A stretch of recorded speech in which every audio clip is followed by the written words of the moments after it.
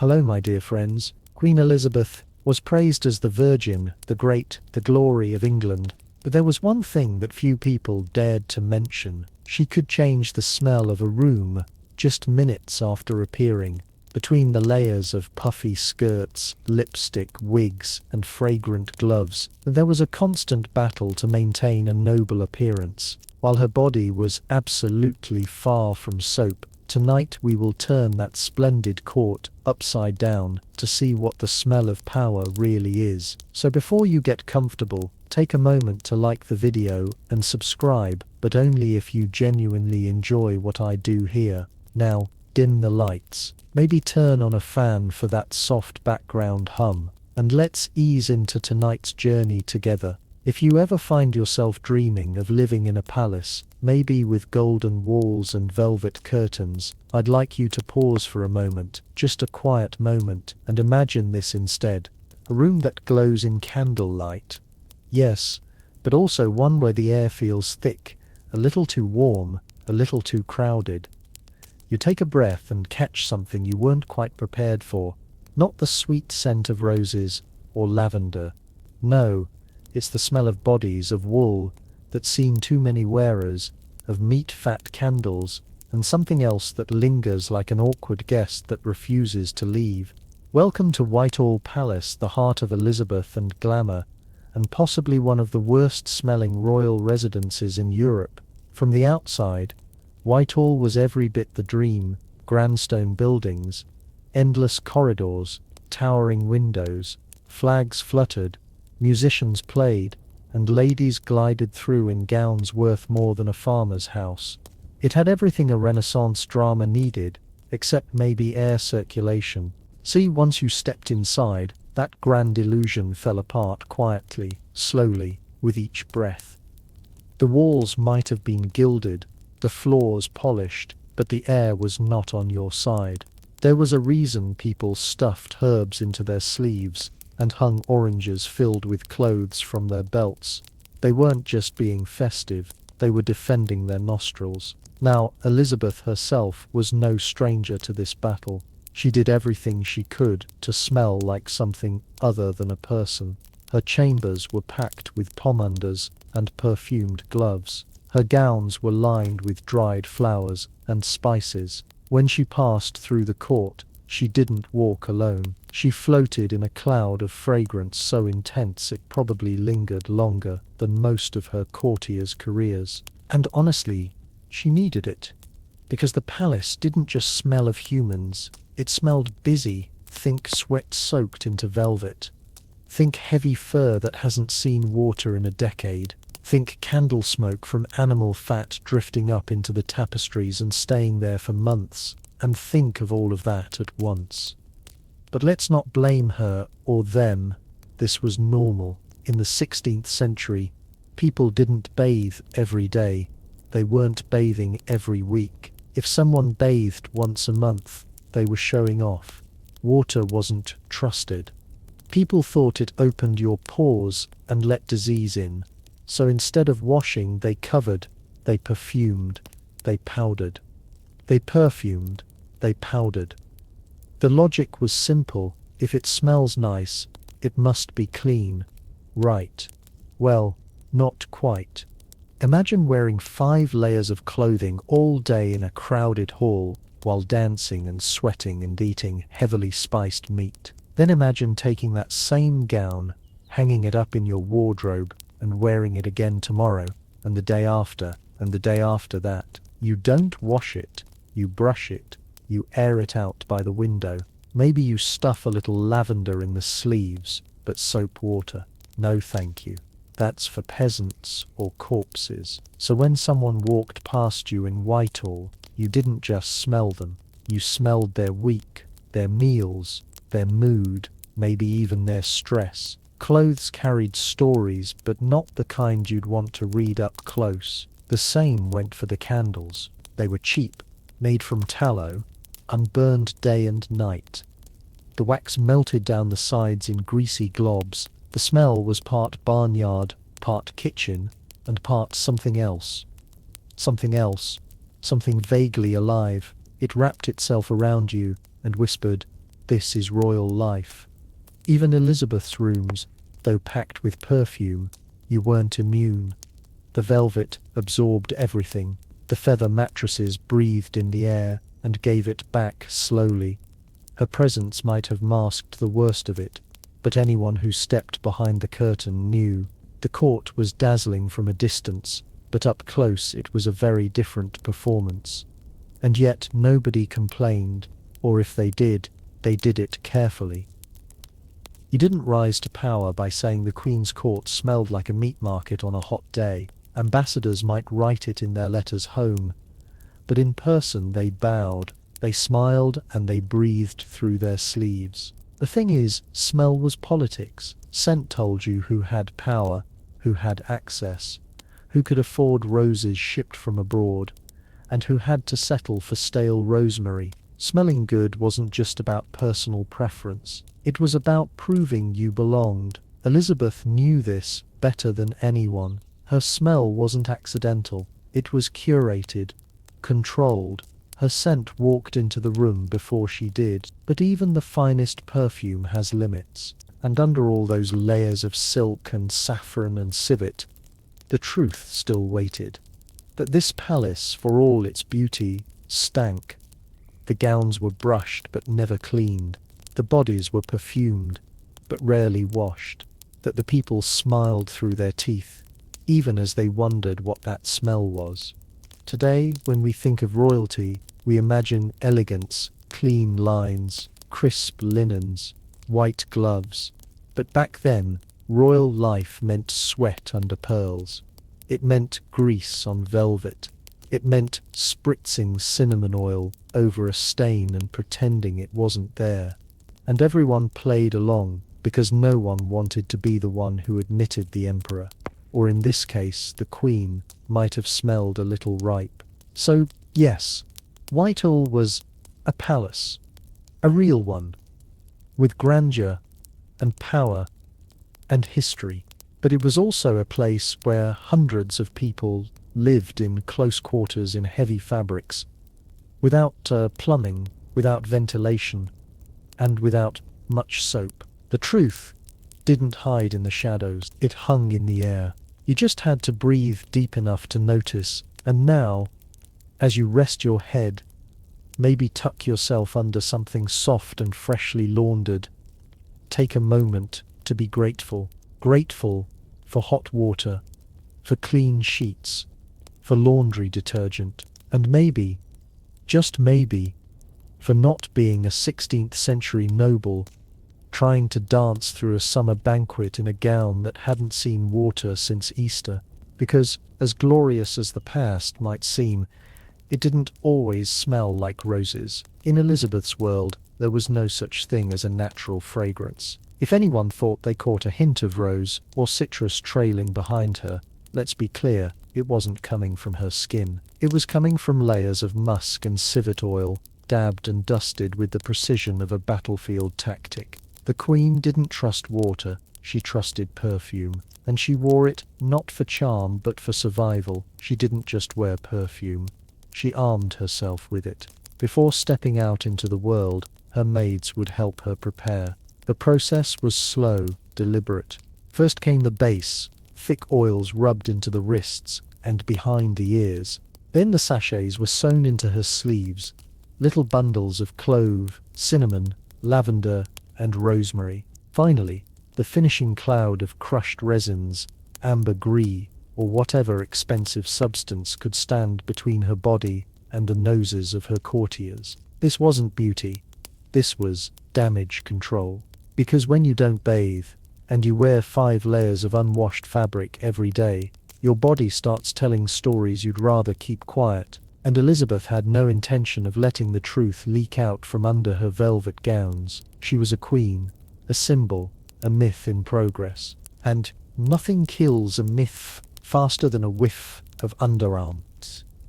The court understood this too. Everyone reeked, of course, but how you rear, that mattered. It was one thing to smell like sweat and old wool. That meant you were poor, or worse, forgettable. But if your stench came layered in expensive oils and imported powders, Then suddenly, it was considered courtly, noble, even. Elizabeth just took it to the next level.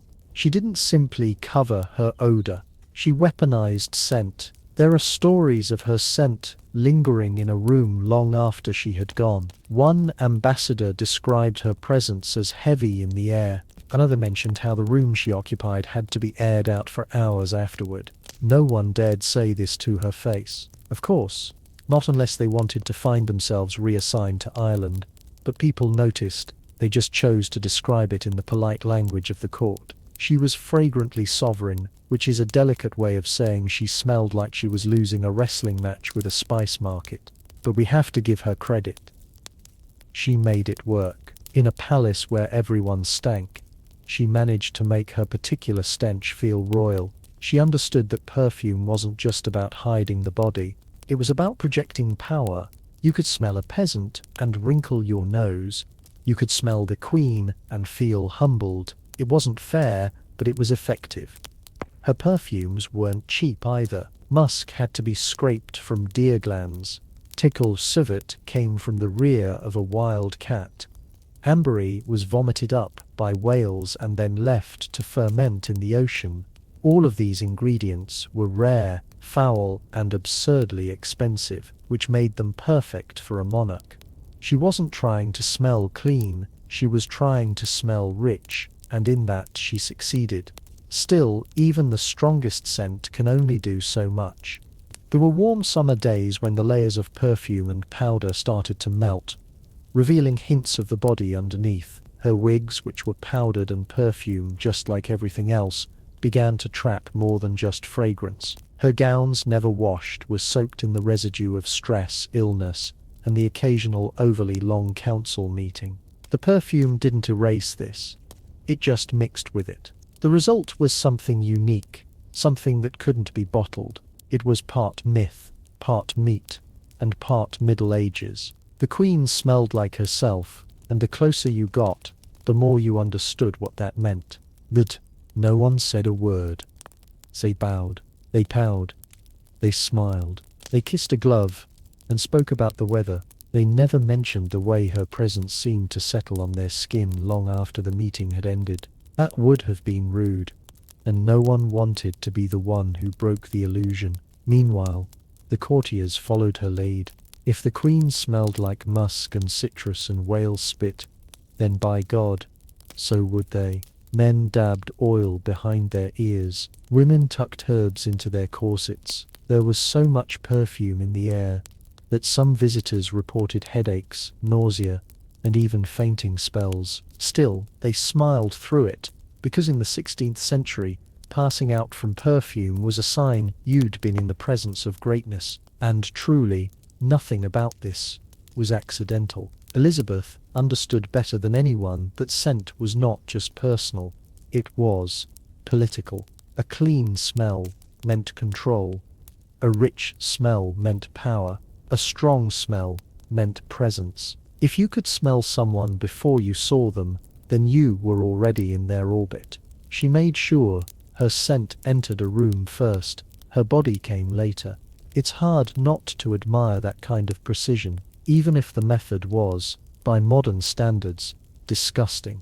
Because, let's not forget what perfume was covering. No baths, no deodorant, no dental hygiene to speak of. Just cloth, powder, sweat, and desperation. You could scrape off the top layer of one of her gloves and probably discover half a year's worth of court history in the residue.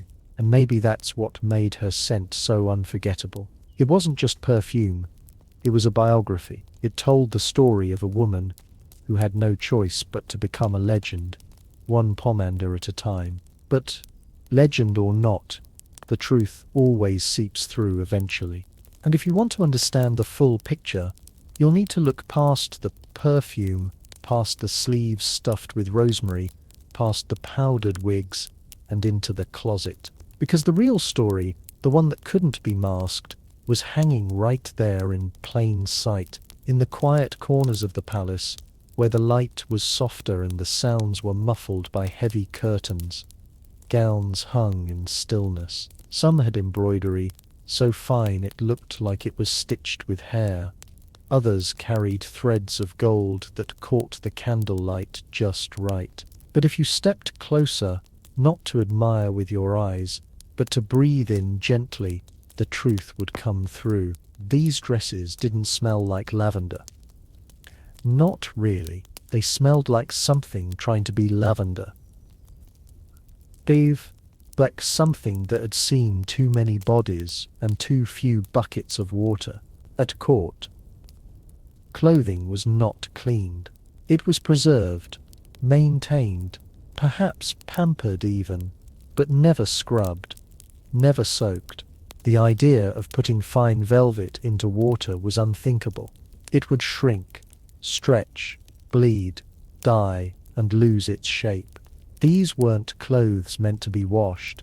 They were clothes meant to be brushed. So every morning, while the Queen sat at her table or stood before her mirror, someone was nearby with a stiff bristled brush working down the folds of yesterday's gown.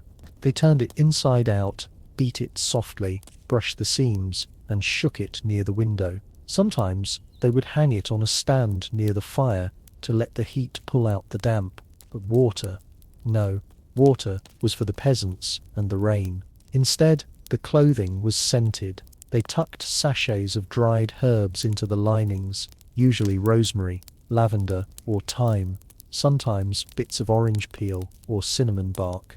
They sewed the sachets into sleeves and bodices and hemmed them into the folds of petticoats. The smell wasn't strong enough to fool anyone up close, but it created a kind of illusion. From a few steps away you might think the Queen smelled sweet. You'd have to get much closer to realize the sweetness was only skin deep. She changed her undercloth more often, linen shifts, stockings, and things that touched the skin directly. Those were washed when they could be, not with soap exactly, but with a kind of rinsing and wringing that passed for cleanliness. Still, by the end of the day they carried the truth of the body they covered, and by the end of the week the layers on top had absorbed more than enough. Gloves were a category of their own. They were soft leather, sometimes lined with silk, often stitched with delicate patterns, but more importantly, they were soaked in scent, rose oil, violet, bergamot, and sometimes stronger things like camphor or clove. The Queen wore them almost constantly. She gestured with them, held court with them, let nobles kiss them as a form of greeting. It was part tradition, part theatre, part hygiene. After all, it was better to kiss a perfumed glove than a hand that hadn't seen soap in weeks. These gloves were rarely cleaned. If they got too worn, they were replaced. If they got stiff, they were rubbed with scented paste to soften the leather. Some were so richly perfumed that their scent outlived their stitching. But even then, the gloves carried more than fragrance. They carried the residue of meals, of handshakes, of long days spent gripping the arm of a throne. The dresses, meanwhile, carried history in their folds. One could argue they were more honest than the portraits. A painting might show a queen in perfect stillness, untouched by age or sweat, but her dress, hanging in a dark wardrobe, would tell another story. It would whisper of the nervous heat of negotiations, of fevers hidden behind a powdered smile, of hours spent standing while the body underneath begged for rest. And that fabric, for all its beauty, was rarely alone. Bécale, velvet, and fur, all of them absorbed scent. Not just perfume, but body scent, skin oil, the slight sourness of stress, the warmth of summer, the damp of winter. It was all held tight in the weave, and because the gowns were never washed, those smells never really left. They just mingled with whatever perfume was added. The next day, one layer on top of another, until the gown no longer smelled like rose or musk. It just smelled like Elizabeth. Servants learned not to comment. They brushed and dusted, turned the fabric, and aired it carefully, all while pretending it was still fresh. They worked in silence, their hands moving over seams that hadn't seen water in months. They knew which gown was heavier with scent, Which one had been worn through an illness? Which one had been worn during a storm? They knew more than they said, and the Queen, to her credit, didn't pretend the gowns were clean, but she did pretend they were presentable. And in her world, presentation was everything. Cleanliness was not about soap. It was about the illusion of control. A well-brushed gown meant stability. A perfumed hem meant power. Her gloved hand meant distance. She wore these things like a shield, and the people around her played along. The court as a whole followed the pattern. Nobles aired their clothes near windows. They beat them with paddles, sprinkled them with powders, and rubbed them with cloth, soaked in vinegar and herbs. But they didn't wash them. That was too risky.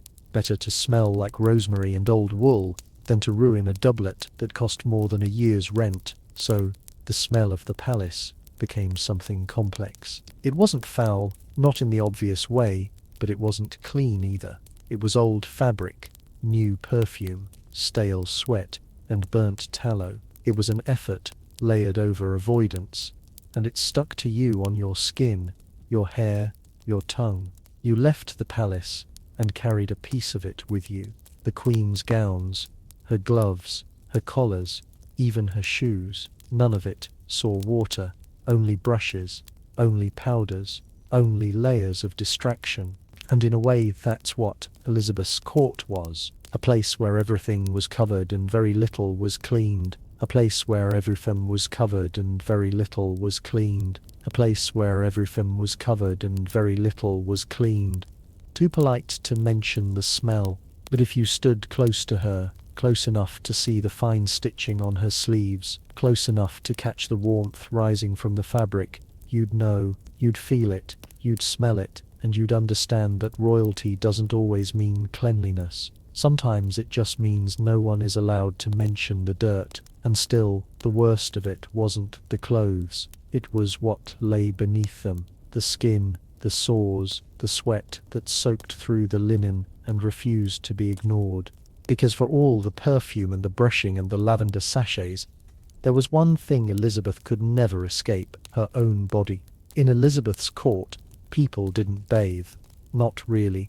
The idea of stepping into a tub, soaking your body, letting water touch your skin from head to toe, wasn't just rare, it was considered dangerous. And for the people who lived in lace collars and heavy bride, that danger was taken seriously. You could ruin your health. They said, open your pores to bad air, let illness creep in through the skin. So instead of washing, they perfumed. Instead of cleaning, they masked. Cleanliness for them was something you performed, not something you did. The Queen herself was no exception. She didn't bathe often, maybe once a month, maybe less. When she did, it was a quiet event, surrounded by women she trusted. The room would be warmed ahead of time, curtains drawn, herbal water prepared, but even then, it was more ritual than cleansing. The cloth was never scrubbed. The water never cooled. The air always smelled of rose and steam and candle smoke. It wasn't about removing dirt, it was about restoring the illusion of freshness. For daily routines, there were other methods. Bowls of scented water were set on low tables. A cloth would be dipped, wrung, and passed gently across the face or hands. Sometimes over the chest, never the legs, never the feet. That was too intimate, too risky. Perfumed vinegar was dabbed onto linen squares, then brushed along the neck, the temples, the wrists. It left behind a sharpness, not quite clean, but not entirely unpleasant either.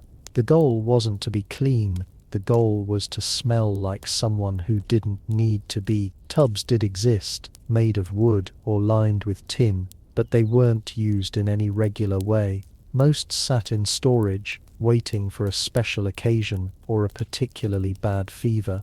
When someone truly stank or when illness made it necessary, servants might prepare a bath, but even then it wasn't something to celebrate. People stepped into tubs the way one steps into a doctor's office, with caution, with doubt, with the hope that they'd come out no worse than they went in. Herbal bags were a common substitute, cloth pouches filled with dried flowers, mint, rosemary, and sometimes burnt orange peel.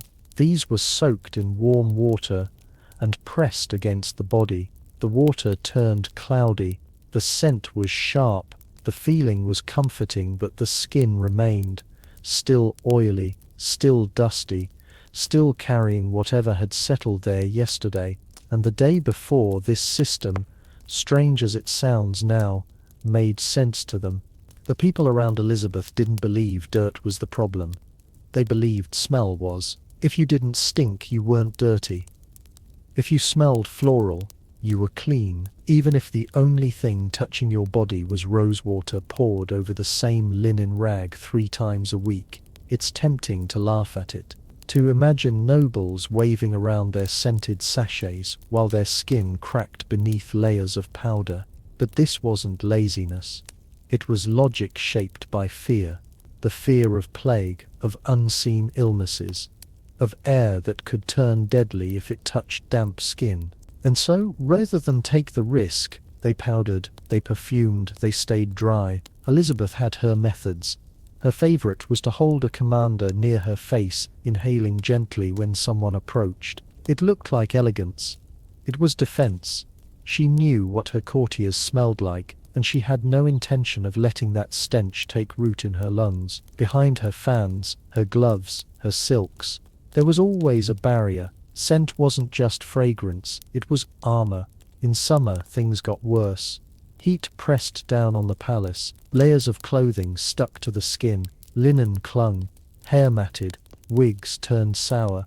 The air grew heavy with a mix of sweat and perfume and tallow smoke, and yet no one reached for soap, no one drew a bath. Instead, they reached for more powder, more spice, more distraction. Sometimes one could smell the queen before seeing her, a dense bloom of rose, musk, and something deeper. It floated through the halls, around corners, into rooms. It told you she was coming, and it told you too that she was trying to rise above the stink of her court, trying to stay sovereign in a world that refused to stay clean. The servants noticed. They always do. They washed the clothes, refreshed the bowls, scented the gloves, but they never said a word, because the system worked. No one talked about the dirt. So long as it smelled expensive, it wasn't real. And Elizabeth, for all her power, lived within that rule. Her body was sacred, untouched, above discomfort, but it was also human. It sweated, it ached, it cracked beneath the corset. And though she held herself like a statue, the body underneath kept telling the truth. Still, no one said a thing. But when the candlelight hit her gown just right, when the scent curled toward your face instead of away from it, the illusion faltered just a little, just enough for you to wonder, and just enough to know. Because underneath all the perfume and powder and ceremony, something else lingered, something no bag of herbs could fully erase. And if you want to see just how far they went to hide it, you'll need to watch what she did to her face. There was a time when people looked at Elizabeth's face and saw perfection, pale as moonlight, smooth as porcelain, untouchable in every sense. From a distance it didn't look like skin, it looked like a mask. But that was the point. She wasn't trying to appear human, she was trying to look eternal, untouched by illness, unshaken by time. And to do that, she needed more than just powder. She needed ritual, and a great deal of poison. Every morning, while the palace was still waking up, and the halls were filling with smoke from the kitchen fires, Elizabeth sat in silence and began the process. Her maids knew the order. The clothes were laid out, the pigments arranged, the oils uncorked. The base came first, a thick layer of soothe made from white lead, mixed with vinegar. It went on with a soft cloth, sometimes with a sponge. The texture was heavy, smooth, but with weight, like painting plaster onto warm skin. The taid made the skin look bright, whiter than any natural color. In those days, pale skin was a sign of nobility. It meant you stayed indoors, that you didn't labour in the sun like common folk. So Elizabeth covered every inch of her face and neck, sometimes even her hands. The Sarahs created a blank surface, flawless, or so it seemed. Then came the shimmer. Crushed pearls ground fine were dusted lightly across the cheeks and forehead. They gave her a glow that flickered in candlelight. Not a healthy glow. Not something that came from within, but something reflected, manufactured. The kind of beauty that looked best from across the room, not up close. For colour she used vermilion, a deep red pigment made from mercury sulfide. It was mixed with a bit of oil and tapped onto the cheeks, just enough to suggest warmth. A pulse, a hint of youth that no longer came naturally. On some days her lips were tinted too. Not always, but when she needed to appear strong, the red helped. None of it was safe. Not the lead, not the mercury. Over time they burned the skin, caused rashes, ate into the soft tissue, but there was no turning back. The more the makeup damaged her skin, the more she needed it. It became a cycle. Cover the damage, cause more damage. Cover again.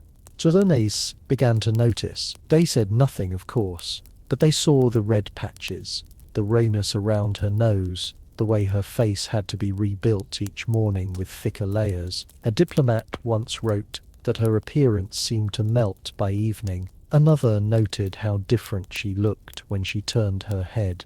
The illusion only held from the front, and yet she continued, because she had to. The Queen couldn't appear weak. Not in public, not even in private. Her body might ache, her teeth might rot, but her face had to stay steady, pale, bright, fixed. It was her shield, her symbol, and perhaps, in the quietest parts of her mind, her prison too. She rarely touched her face, not in public, not even to adjust a curl that was left to the maids, who wiped and brushed and powdered in silence. They learned to keep a steady hand, a soft voice. They saw the lines that deepened each year, and the thinness beneath the jaw, but they said nothing. Their job wasn't to reveal the Queen, it was to maintain her. By the time she stepped into the public eye, the transformation was complete. Her skin looked flawless, her cheeks flushed, her eyes were bright, but beneath it all was something tender, something raw, and every evening, as the paint was wiped away, the truth returned bit by bit, crack by crack. Elizabeth's skin grew more sensitive as she aged. Some days the makeup stung. Other days it refused to stay in place. Her hands, once steady, began to tremble. Her eyes tired more quickly, but she never stopped, even when her ladies had to do most of the work, even when the pigment flaked, even when her reflection turned unfamiliar, and the strange part is no one questioned it. Not the courtiers, not the ambassadors, not even the poets who wrote verses about her glowing face. They knew it wasn't natural. They just didn't care because the illusion was more important than the woman beneath it. Elizabeth wasn't just a person. She was a painting in motion. A statue that spoke, and as long as the powder was thick enough, no one had to think too hard about what was underneath. Sometimes when the light hit her just right, the makeup shimmered like a mask of glass. People would stop and stare, not because she looked beautiful, but because she looked permanent, unchanging, as if time had forgotten her. But time never forgets, and neither does skin. The longer she wore the lead, the more it wore her down, and the more she faded beneath it. What began as a disguise became her face, and what began as a way to appear alive became a way to hide how tired she was. Still, she smiled. Still, she stood. Still, she turned her cheek to be kissed through gloves and lace, because the Queen could not falter, not in the face, not in the posture, and certainly not in the scent. But there were days, quiet days, when the paint cracked a little sooner, when the smile didn't quite reach her eyes, when the powder clung too heavily to skin that had grown thin, and those were the moments when her ladies moved a little faster, brushed a little softer, and held their breath, because if the mask slipped too far, there would be nothing behind it but flesh and fatigue, and all the perfume in the world couldn't keep that from showing. Her face could be painted, her scent could be sculpted, her gowns could be brushed until they shimmered like frost in candlelight. But there was one thing Elizabeth could never quite hide. Her mouth, the teeth behind the smile, the breath that floated out between words, that no matter how many herbs she chewed or gloves she wore, had a way of slipping past the mask she built. She loved sweet things. It wasn't a secret. Sugar had become a symbol of wealth in her time, something imported, refined and prized. She had access to it in ways her subjects could only dream of. Candied violets, marzipan, sweetmeats, packed in decorative boxes, sugared almonds by the handful. These were delicacies she enjoyed, not just during feasts, but often enough for her teeth to notice. And they did. By the middle of her reign, her teeth had begun to rot, slowly, at first a darkening here, a tenderness there. Then came the aching, the swelling, the silent hours where she pressed a cloth to her cheek and willed the pain away. Her doctors tried what they could, but dentistry in the 16th century was closer to punishment than medicine. They had powders to rub on the gums, cloves to chew, metal picks to dig at decay, and if all else failed, they had forceps, iron ones with no anesthetic, just grip and pull and hope. She resisted treatment as long as she could.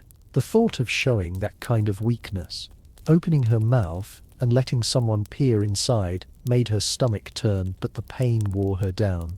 Eventually, she allowed a few trusted physicians to help quietly behind closed doors. Far from the eyes and ears of the court, they packed her mers with softened waxes, applied oil-soaked cloths, sometimes even ground opium into a paste, and rubbed it along the gum line. It dulled the pain, but only for a while. Her breath began to change. It grew sour, thick. It carried not just the scent of her meals, but the deeper scent of something festering. The kind of smell that curled at the edges that made people lean back without realizing it. And yet no one said a word. The für Bedtime, bad actor, too calm to bold smell. The Queen could not smell. The Queen could not smell. So when conversation grew difficult, when heads turned slightly to the side, when fan after fan fluttered in a silent breeze, no one dared admit why they spoke in euphemisms. She seemed tired. She was not feeling herself. The weather had worn her out, and always they blamed the room, the heat, the closeness, the season, but never the breath itself. She knew, of course, you always know. The human nose is honest, more honest than words, more honest than mirrors. She noticed when people flinched. She saw the hesitation in their eyes, the slight delay in their approach, and so she adjusted. She spoke less in close quarters. She kept a handkerchief nearby, laced with orange blossom or clove. She offered her hand, gloved and scented, instead of leaning in. Distance became part of the ritual. Her court followed suit. They began to mimic her habits. Fans grew larger. Gloves became more perfumed. Even speech patterns shifted. Fewer long monologues, more nodding, more gestures, more polite silences. It became easier to flatter from a distance, safer too.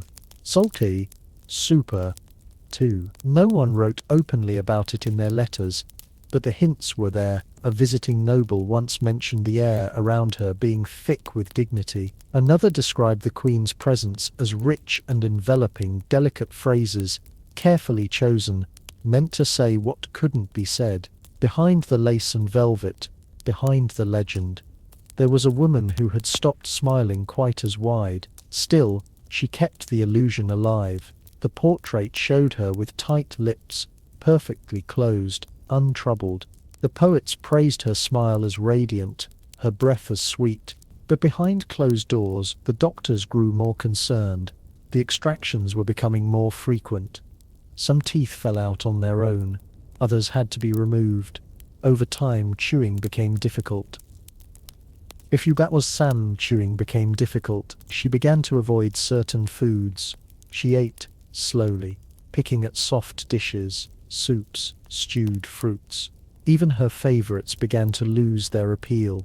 There were rumors, of course, whispers that she sometimes refused to eat in public. She left banquets early, that she spent hours alone after meals, rinsing with rose water, resting. But these stories never made it into the official histories. The Queen was strong. The Queen was eternal. She couldn't be brought low by something as small as a tooth. And so the silence continued. In the privacy of her chamber, she endured it. The smell, the pain, the bleeding, the dread of the next meal. And the court kept its distance, careful not to mention what they all sensed. Because if the Queen's mouth betrayed her, the illusion cracked. And no one wanted to live in a world where the Virgin Queen had to excuse herself for bad breath. There's something deeply human in that, in the way people protected the image, even as the reality slipped further away. They weren't lying, not exactly. They were preserving something larger than one woman, a myth that had carried them through wars and doubts and years of plague. And if that meant ignoring the smell, then so be it. But history has a nose of its own, and over time the truth begins to show in the letters, in the treatments recorded, in the subtle changes to her routine, in the way she kept her lips pressed together, even when laughing, even when hurting. Because behind the powdered face and perfumed gloves, there was a mouth that suffered in silence, and behind that silence, a queen who ruled through pain no one dared name. Somewhere in the quiet heart of the palace, behind the carved doors and velvet curtains, stood a chair. It didn't look like much at first glance, plain wooden, with a cushion that had seen better years. But lift the lid, and the truth sat waiting.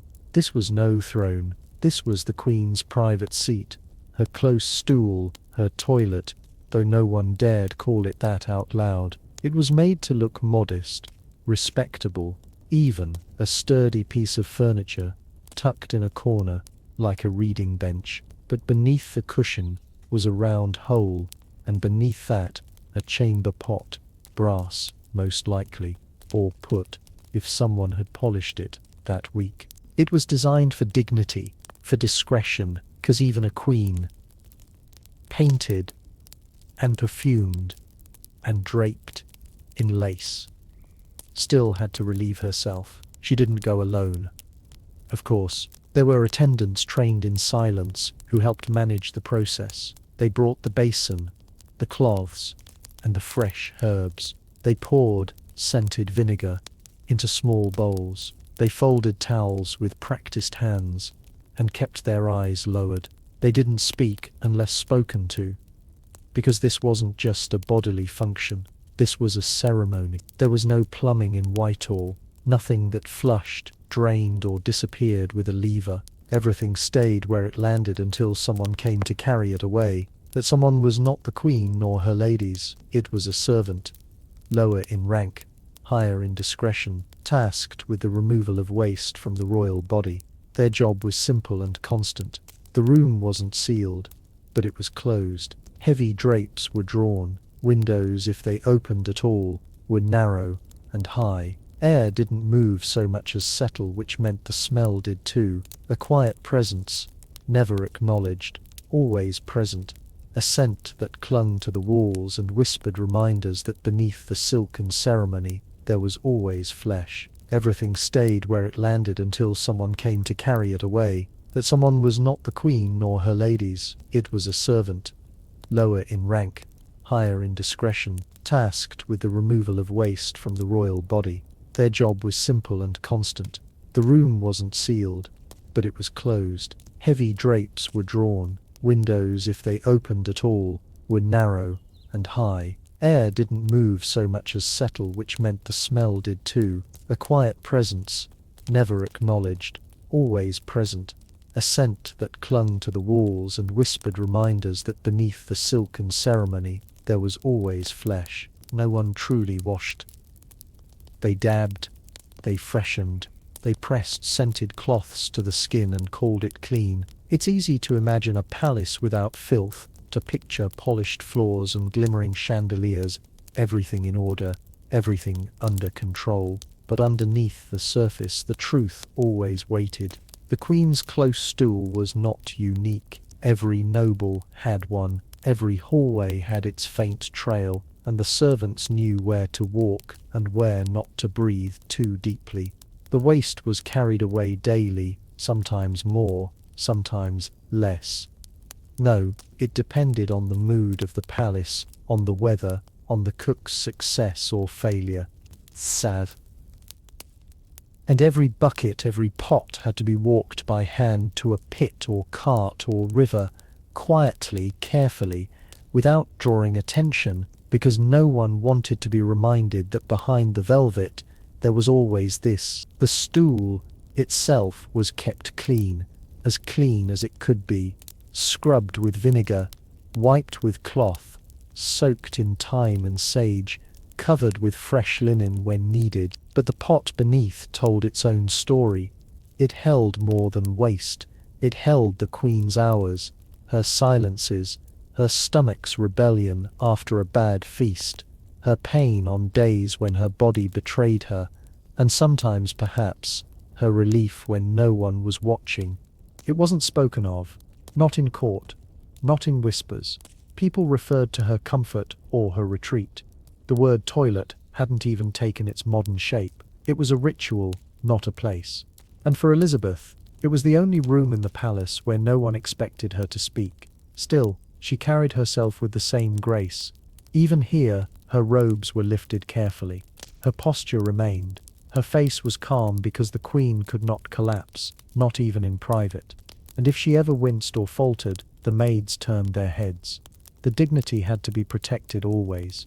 But the smell could not be denied, and some days it crept out beyond the curtains, down the hall into nearby chambers. No one mentioned it. They opened a window, lit another candle, dabbed more perfume on their cuffs, and carried on. It became a part of the palace itself, the scent of bodies and waste, of vinegar and lavender, of smoke and silence, a smell that settled into the stone and rose with the warmth each morning. It was not foul, not exactly, but it was human, deeply, undeniably human, and no matter how much they perfumed it, it never quite went away. Elizabeth knew this. She wasn't naive. She understood the limits of perfume, of powder, of pretense, but she also understood the necessity of pretending, and so the stool was kept hidden. The scent was managed, and her gaze stayed steady, because if a queen could smile while standing in sickness, she could certainly sit in silence and make the world believe she did not need at all. And yet beneath her chair, beneath the floor, and beneath the palace itself, something was brewing, something larger than one chamber pot, something that couldn't be wiped away with rose water. Even after stepping away from the close stool, the ceremony didn't end. The Queen would lift her hands and extend them slightly, and someone would bring over the basin, not filled with clean water, but with a solution of rose water or vinegar, lightly warmed, sometimes scented with clove or thyme. She didn't scrub, no lather, no soap, just a careful rinse, dabbing the fingers, smoothing the palms. It wasn't about removing anything, it was about restoring the illusion. This gesture, so soft and perfumed, made its way into the royal routine like a quiet bow. People around her mirrored it, not because they understood germs, no one did, but because touching was a daily ritual. The Queen touched letters, hands, gloved fingers, rings. She was kissed on the hand at every formal event, and each time someone else's breath came close to her skin. That. Don't be mistaken, this was not widespread hygiene.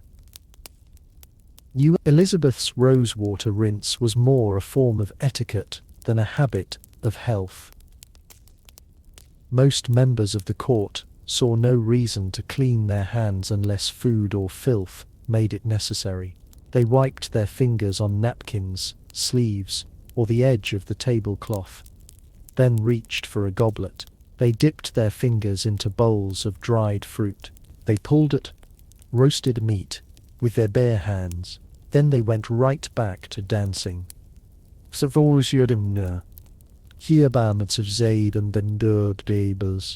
These were waved lazily across the fingers, like brushing away a bit of ash. The rich did not wash. They freshened. They disguised. A courtier might carry a lemon peel in his pocket, ready to rub between his palms to cut through the stronger smells.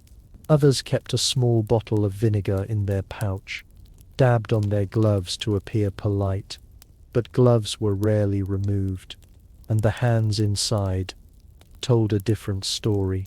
It was the same with the ladies' sleeves long enough to wipe, rings thick enough to trap grease beneath them, silk gloves that hadn't been turned inside out in weeks. The perfumes on their wrists clashed with the odor of untouched skin. Some wore pomanders, little orbs filled with herbs and resin, hanging from their waist or tucked into folds of fabric, a subtle hint of cleanliness floating beside a much louder truth. During court dances, hands were joined, twirled and lifted, sweat passed easily. Heat rose, gloves rubbed against gloves and bare fingers brushed against bends. The perfume mingled with skin, but no one stopped to wash. They were too busy smiling, laughing. They showed off how graceful they could be in heavy gowns and tight shoes. The filth moved between them like a guest, no one invited, but no one dared to mention. There were gestures to signal refinement, offering your gloved hand for a kiss, holding a perfumed cloth to your nose while walking past the servants, dipping fingertips into a shallow dish of herbs before a meal. These replaced soap. They stood in for water, and in a palace as grand as Whitehall they were enough. But what wasn't visible was how quickly things travelled. A touch on the hand, a cough during conversation, a borrowed fan. The nobles passed more than gossip. Dink eyes, juice, illnesses slid from skin to skin. Binkled tive. What wasn't visible was how quickly things travelled. What that sheared in fall fures, bend, bore. Gabzav, a fever in one corner of the ballroom, became a whisper by morning. A sore throat in the chapel echoed through the corridors the next day. And still the basin stayed empty. Still the rosewater was for the Queen alone. Elizabeth, to her credit, was more cautious than most. She understood appearances, and in her mind clean hands made for a clean reign, or at least a fragrant one. She carried herself with a kind of sacred distance. A queen must seem untouchable, and a well-scented palm helped. But even her habits were symbolic. The hands were rinsed. Yes, the face was dabbed. The wrists were perfumed, yet the sleeves stayed heavy. The skin beneath the rings never saw daylight, and when her gloves came off, if they ever did, they told their own story. Not filthy, but not fresh either. Somewhere between presentable and persistent. Some whispered that Elizabeth had a special glove made for sleeping, lined with herbs, infused with wax, meant to soothe the skin overnight and mask whatever lingered from the day. Whether this was true or not, no one could say, but it fit the pattern. Cleanliness was performance. A layer, a scent, a glove between truth and touch. It's so nov kendorov it needs to a thyssen was filled. The vinegar stirred. The clothes were folded neatly. Beside her mirror, she would press her fingertips into the bowl and lift them again, letting the scent rise like incense, a queen's ablution, half ritual, half mask, and wholly accepted. Meanwhile, in the other corners of the court, fingers remained darkened with ink, with soot, with meat juices, and powdered sugar. They reached into bowls, tugged at laces, and fixed jewels. And nobody minded, because the performance had never been about cleanliness. It had always been about what people could pretend to see. If you walked through Whitehall with your eyes half closed, you might believe the place was spotless. If you judged by perfume, you might think you were surrounded by saints. But open your eyes fully, and the truth settles into your nose. Behind every rose petal was a residue. Behind every glove, a film. Behind every hand, the unwashed echo of someone else's day. And just like that, we move from fingertips to fabric, because what touched those hands most often was not soap but sleeves. Gowns brushed against elbows, cuffs were adjusted, scarves were passed from one perfumed body to the next, and those gowns, those carefully kept, rarely washed, tediously brushed gowns, they had secrets of their own. They hung there like banners of power, each cloak heavy with embroidery, trimmed with fur, stiffened with ornate collars. From a distance, they looked like they had been stitched by angels, but up close, they smelled like people. Not just any people, but the kind who sweat through ceremonies, who sit under heavy wigs, who dance in velvet halls, warmed only by candle heat and breath. These were not freshly laundered garments. They were costumes of survival, scented but never soaked. Yet, every morning, the routine began quietly. So dainty, the maids turned the cloaks inside out, their fingers grazing the lining where skin had rubbed against fabric for weeks. They shook out the dust gently, never too hard, for the seams were old and the threads held grudges. They hung each piece near a cracked window, letting the breeze carry away the worst of it, but not too long, since sunlight could fade the rich dyes and ruin the illusion of opulence. There was no washing, and no basin, no soap. These were luxury items, and water was considered an enemy. And the besom, tin plain same drop, could stain ties. A full rinse could unravel. Instead, there were brushes with stiff bristles used to sweep away what little dust clung to the outer surface. They didn't clean the garment. They convinced it to look presentable, at least under a low candle light. Perfume sachets were tucked into every fold, lavender for one dress, or root for another, sometimes clove or dried rose petals. They were sewn right into the hems, hidden between pleats and shoulder seams. The idea was not to create a pleasant scent, but to disguise the unavoidable. A cloak that had never touched water was never going to smell like linen, but it could smell expensive. Some cloaks had not been worn in months. Yet they carried the memory of every previous use, a faint trail of rouge where the queen's cheek had brushed the collar, a darker stain near the cuffs where wine had splashed and dried, the scent of long council days, of heated arguments behind closed doors, of rituals that lasted into the night. No one dared wash any of it away. These were not just garments, they were living archives. The queen's attendants were trained in the art of maintenance without cleansing. If a cloak bore a mark too visible to ignore, they stitched a flower over it. If a smell became intolerable, they rotated the garment into storage and waited a season before bringing it out again. But they never said the word dirty. It was considered too ordinary, too undignified for the royal wardrobe. Elizabeth had hundreds of gowns, yet she often returned to her favourites, not because they were fresh, but because they performed well. A stiff hem held posture, a layered bodice gave the illusion of strength, a well-brushed velvet looked new from a throne, even if it smelled like last summer's heatwave up close. Even the undergarments, the linen shifts worn closest to the body, were only washed when necessary, and necessary had its definition at court. A spot of vinegar might be dabbed under the arms, a sash tucked into the bodice. Washing was for servants, for farm women, for people without tapestries in their bedrooms. The air in the wardrobe chamber carried the weight of this approach. It did not smell of cleanliness, nor of decay. It was something in between. Dry herbs, a hint of old sweat, the cloying sweetness of rose oil mixed with the sharpness of camphor. It verteased tides to a bestrevend the tave into until it became part of the crown. Once a foreign envoy whispered that England's court smelled like a church on fire. No one corrected him.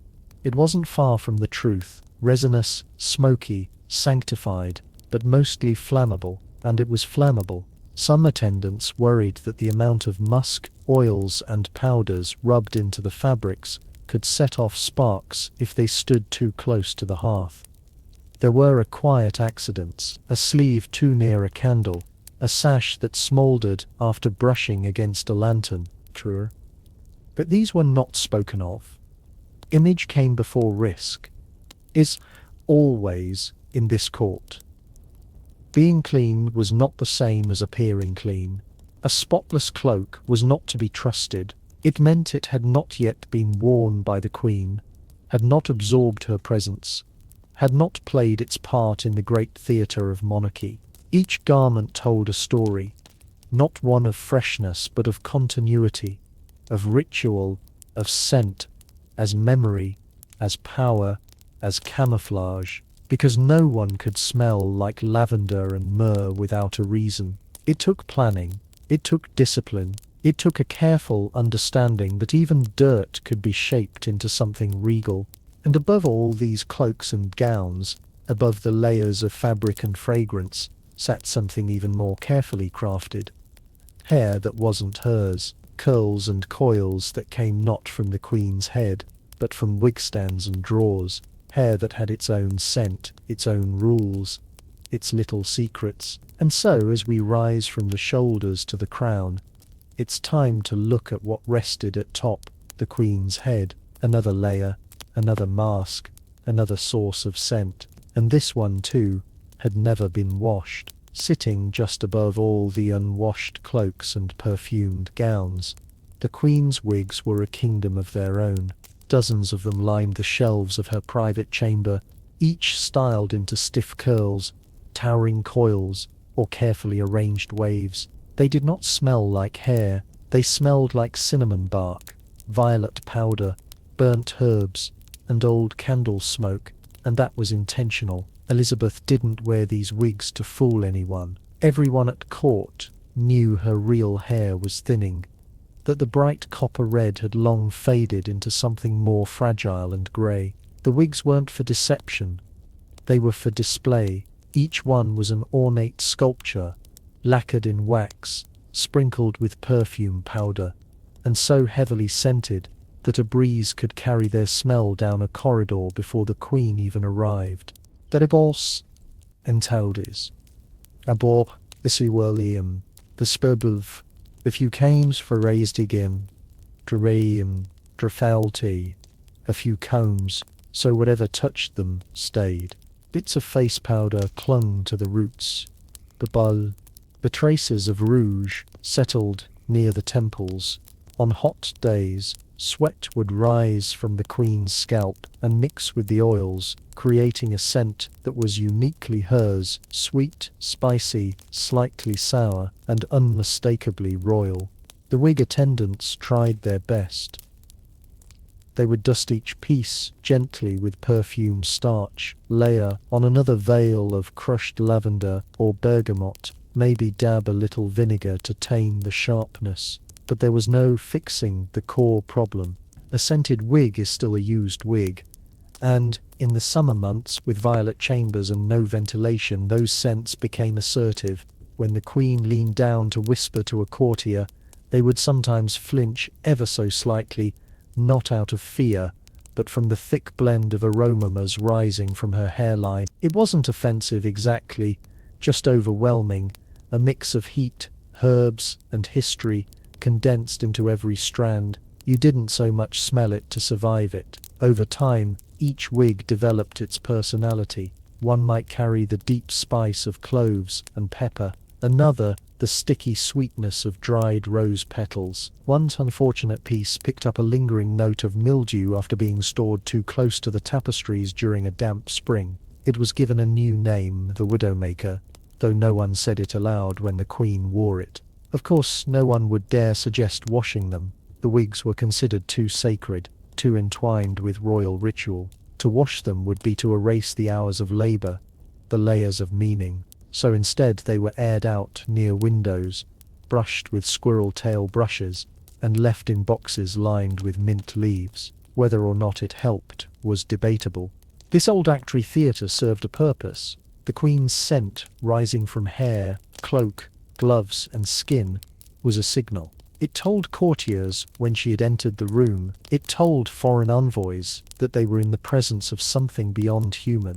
It told servants to stay back if they were overly sensitive to musk. The wigs were not just hairpieces, they were crowns in disguise, heavier than they looked, uncomfortable to wear, and impossible to forget. Some were studded with pearls, others topped with feathers or netting, and all of them were stiff with product. One strong breeze could probably lift the whole thing off, if not for the strategic use of pins. There were rumours that the Queen sometimes slept upright to preserve her wigs between events, that she had a special frame to hold her head steady, and that her maids would resent the hair in the early morning hours without waking her.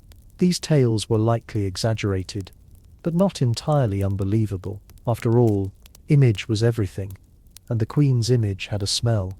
No one in her court could imitate it exactly, though many tried. Lesser nobles powdered their hair with similar mixtures, hoping to channel a little of her presence, but they didn't have the layers, the years, the practiced weight of wigs worn like armor. What they had were imitations, sweet and thin, lacking the full-bodied intensity of the Queen's original formula. To stand close to her was to feel part of a ceremony, not just visual but visceral. You saw the brightness of the wig, the shimmer of powder, the stiff lace edge pressed to her temple, and you smell the history, the effort, the stubborn refusal to be ordinary. And beneath all those layers of scent and starch, behind the curls that never moved and the wax that never melted, was a very human head, tired, aging and sweating through the rituals of being divine. But the court didn't want a human. They wanted a monument, so to your world, she gave them one. Every morning, one wig at a time. And just like the cloaks, just like the gloves, each wig was only part of the surface. There were still deeper layers, still more rituals to hide the truth. And as we move from crown to fingertip, the story continues in every scented glove and unwashed hand that reached out for power. By the time a visitor reached the inner halls of Elizabeth's court, they had already entered a world shaped not just by golden velvet, but by scent. The corridors riot of intention, not chaos, not dirt, but purposefully layered perfumes, pressed into every thread, powdered onto every wig, smeared into every glove. Politics here didn't start with words, they started with smell. If a noblewoman wore violet oil, she was signalling refinement. If a courtier's coat reeked of civet or musk, it meant he had money, or at least access to someone who did. The poorer attendants, if allowed near, smelled faintly of old wool and whatever herbs they could afford to stuff in their sleeves, that their presence was tolerated, only briefly, because in this world, stink was status, or rather, the absence of it was. The Queen herself was a symphony of curated smells. She didn't just want to look untouchable, she wanted to smell untouchable, and she achieved it. Whether standing at the top of the great staircase, or walking slowly through the privy chamber, her scent arrived before her. People turned, not because they heard her footsteps, but because they caught a waft of rose oil, mixed with something darker, something foreign, something expensive. That scent was her shield, her calling card, her brand. It was carefully engineered to overwhelm, to announce without speaking, to leave a trail of memory in every room she passed through. This was not luxury, this was a strategy. Foreign envoys would later write about the atmosphere of the English court. They spoke not just of the splendor, but of the intensity of the air. It was scented like a temple, they said, or a market in Damascus, or a funeral in July. None of those were compliments, but they were all signs that the Queen's presence had been felt in a time when letters took weeks to arrive, and messages could be forged. A person's smell was strangely reliable. If you were important, you smelled like it. Not just well-groomed, not just pleasant, but rich, complicated, designed. And in this court, no one smelled more deliberate than Elizabeth. Her choice of fragrance changed with the seasons or the politics. Spacard and saffron during tense negotiations, lavender and orange blossom when meeting suitors. When she feared betrayal, she leaned into frankincense and bitter herbs, as if warning everyone in the room without saying a word, and those choices were noticed. Diplomats tried to mimic them, hoping to flatter her nose if not her ears. Some succeeded, others overdid it, stepping into the audience chamber, smelling like a spice market on fire.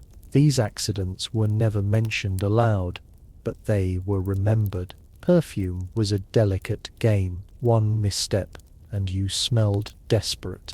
At state banquets, the fragrance war escalated. The room pulsed with layers of scent, fighting to dominate. The farce. The Queen's tablecloths were soaked in rosewater. Her silverware was wiped with orange oil. Her gloves reeking of ambery. The entire affair was less about food and more about breath control. Those who couldn't handle it coughed quietly behind their napkins and hoped no one noticed.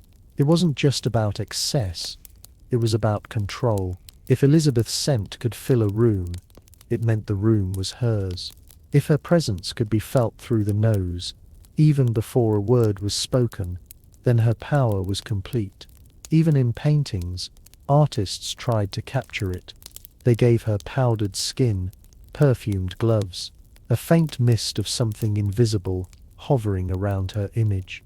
And viewers centuries later don't notice it. But the people who stood near her did. They knew that being close to the Queen meant inhaling her rules. The court adjusted accordingly. Meetings were scheduled after baths.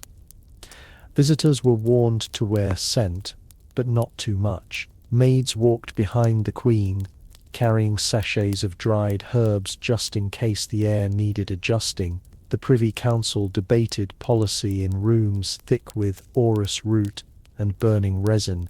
Decisions were made through clouds of perfume. Rebellion, when it came to pass through lavender. It is easy now to laugh at it all, to imagine a monarch obsessed with smell, as if fragrance could hold a kingdom together. But in her world, it did. Scent was loyalty. Scent was obedience. Scent was fear, hope, and command, all rolled into one invisible veil. And it worked, because in a time before microphones, before headlines, before photography, the Queen's scent was her first impression and her lasting legacy. No one forgot it, not even those who tried. And as we drift deeper into this world of aromas and illusions, it becomes clear the court wasn't just a place of beauty and power, it was a battlefield of scent. And at the very top of it all stood a woman who understood that sometimes the best way to silence a room was to overwhelm it without a single word. There was a moment just after entering the great hall when the air itself seemed to pause. It didn't move like normal air. It didn't feel fresh or free. It pressed in on the skin, thick and warm, as if it had been used too many times by too many lungs. And then the scents arrived, not one by one, but all at once. A storm of roses, musk, cloves, wine, old fabric, incense, and something darker, sour, and sweet at the same time. This was not an accident. This was not an accident. This was court life in full bloom. Each person who stepped through those velvet-draped doors brought their contribution to the royal bouquet. A duke might wear rosewater in his beard, with a hint of brandy on his breath. A lady in waiting might smell like pressed violets and the garlic from yesterday's stew. Some carried notes of sandalwood and frankincense. Others, less lucky, carried the scent of mildew, damp shoes, or a too long-worn corset. No one noticed anymore. It was the background noise of the nose, a shared silent agreement to pretend everything smelled fine. This mixture, this grand pot of humanity's best and worst, became a kind of identity. Foreign ambassadors wrote about it in coded language. They called it the warm atmosphere or the richness of presence. But everyone knew what it meant. You couldn't stand in the middle of Elizabeth's court for more than a few minutes without inhaling decades of layered smells embedded in wood, velvet, and flesh. The fireplaces helped a little. The scent of burning oak or sweet-smelling peat sometimes cut through the fog, but only briefly. The heat made it worse, lifting old smells from carpets and cushions like steam from a bath, and the perfumes meant to mask everything only made it more complicated. A bad smell covered in lavender is still a bad smell, just more floral. Servants tried to manage the chaos. They hung bundles of dried herbs in corners, stuffed mint leaves behind tapestries, and even walked the halls waving little pots of smouldering resin. But it was like trying to perfume a battlefield. The stench always won. Yet strangely, no one seemed offended. Not really. This was how things were. Just as the Queen's scent was a declaration of power, the court's collective aroma was a declaration of presence. You were here, you existed, you were part of the machine. And like any great machine, it ran hot, noisy, and not always clean. People adapted.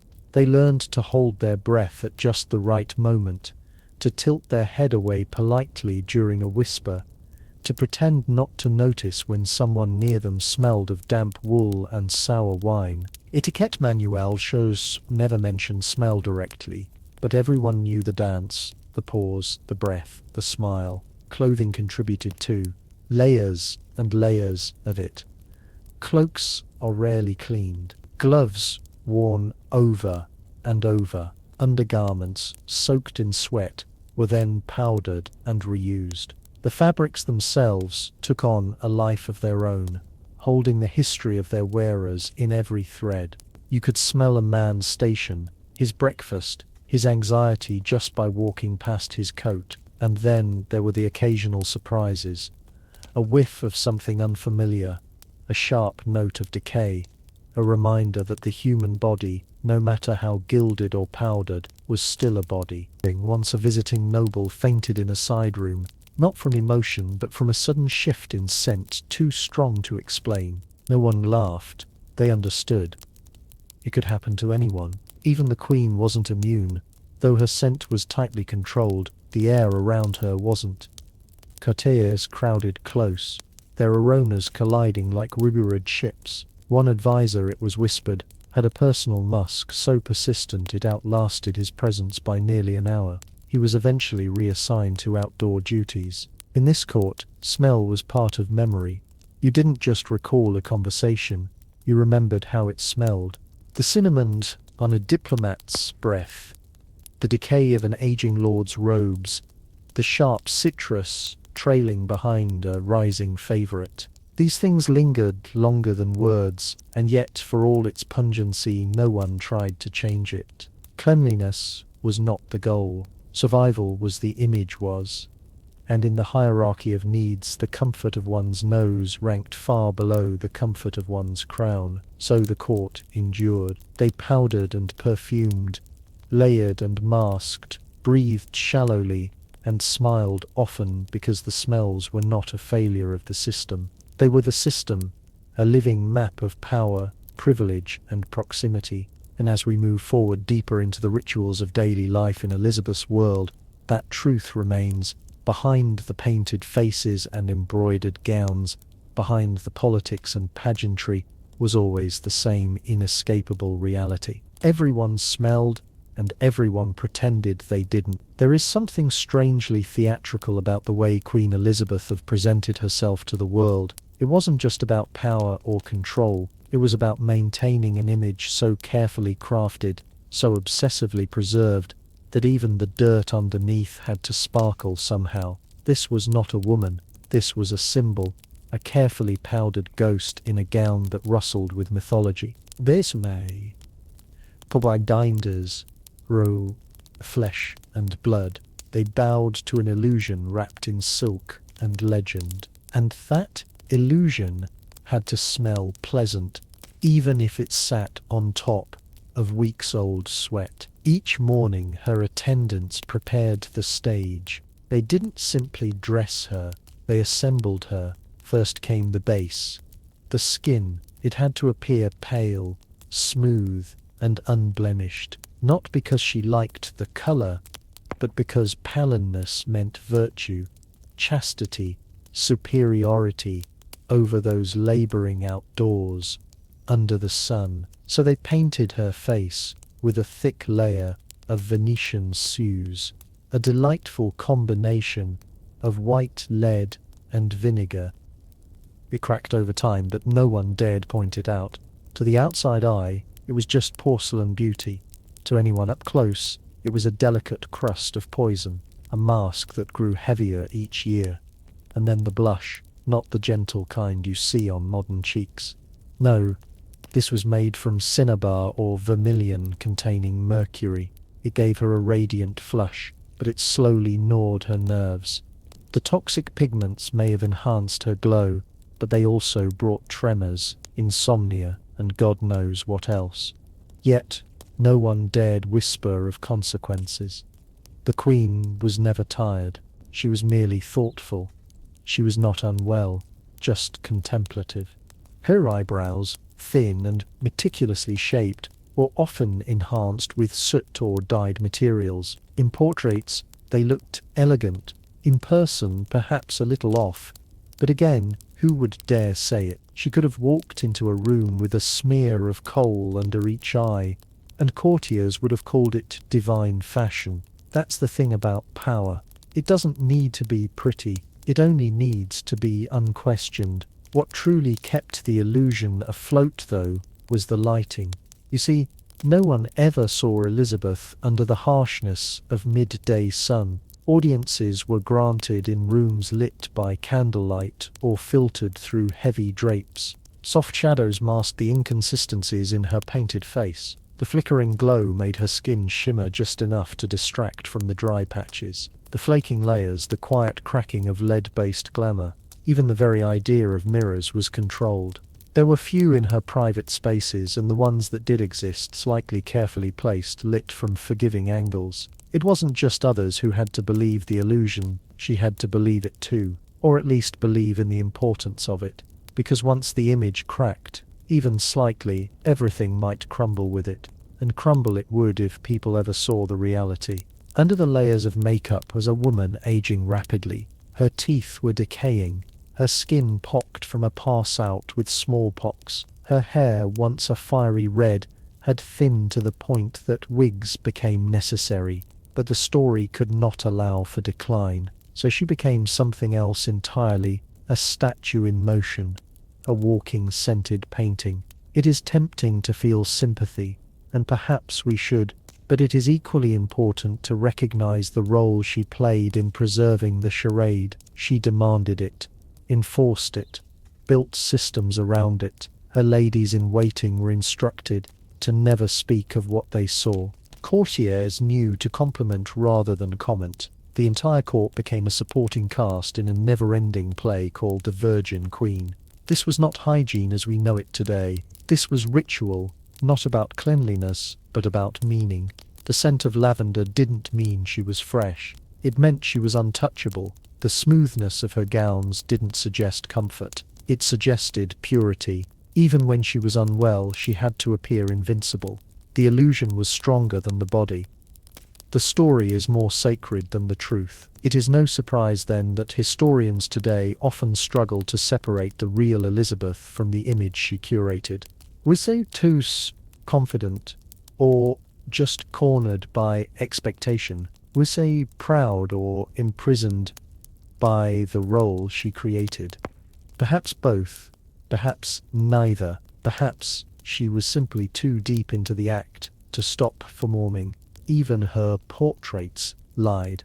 Artists were instructed to enhance her features, idealize her complexion, and elongate her neck. The Queen had final approval.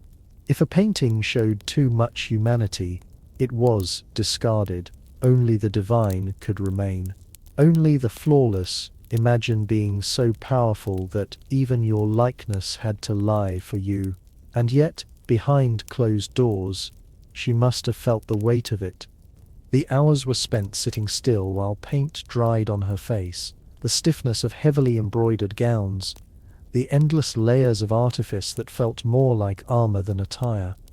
And still she persisted, not just because she wanted to, because she had to. In a world where a woman's authority was constantly questioned, the performance of perfection was a necessity. If she faltered even for a moment, they might pounce. So she smiled, stood tall, wore white, glowed like a pearl, even as her body begged for rest. It is ironic, of course, that what we now admire, the strength, the image, the mystique, was born from powders and perfumes, from sweat hidden beneath silk, from routines so suffocating they would make a modern beauty influencer weep.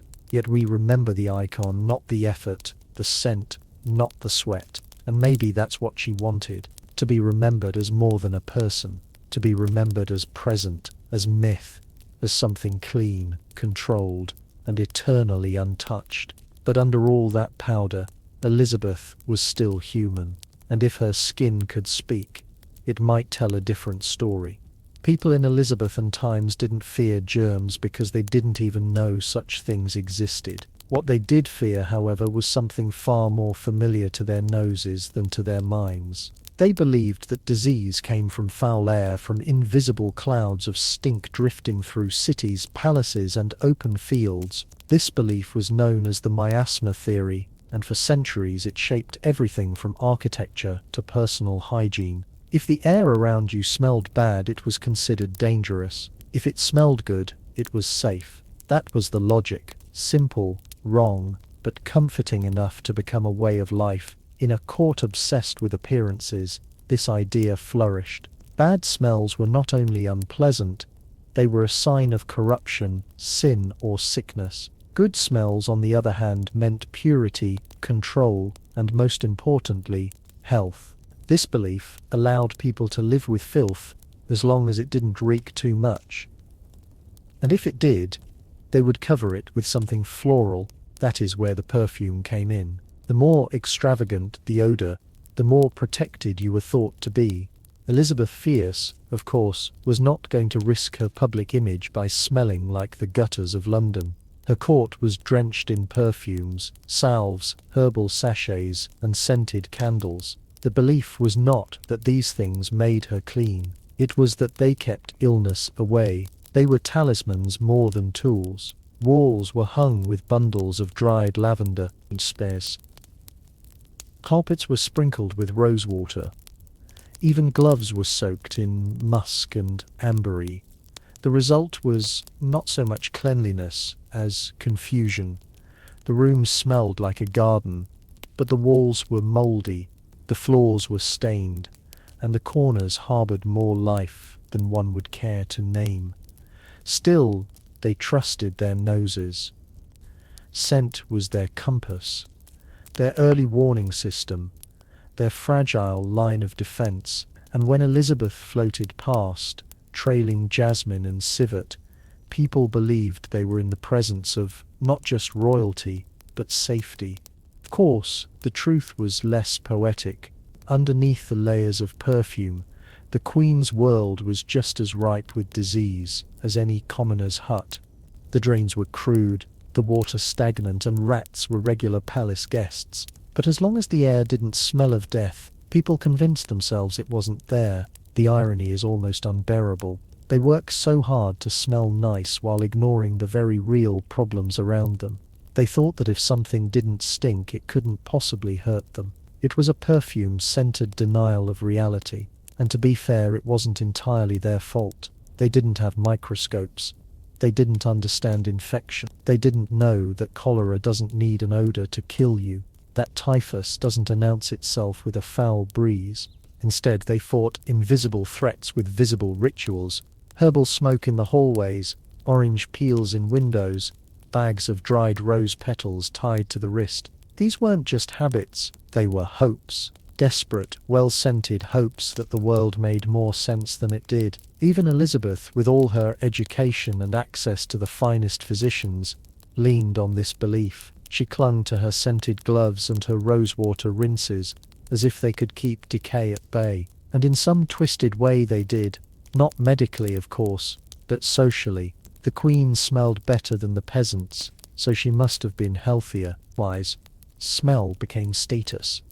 To nobles worth could be guessed by their aroma: musk, for the powerful; spices, for the well-connected.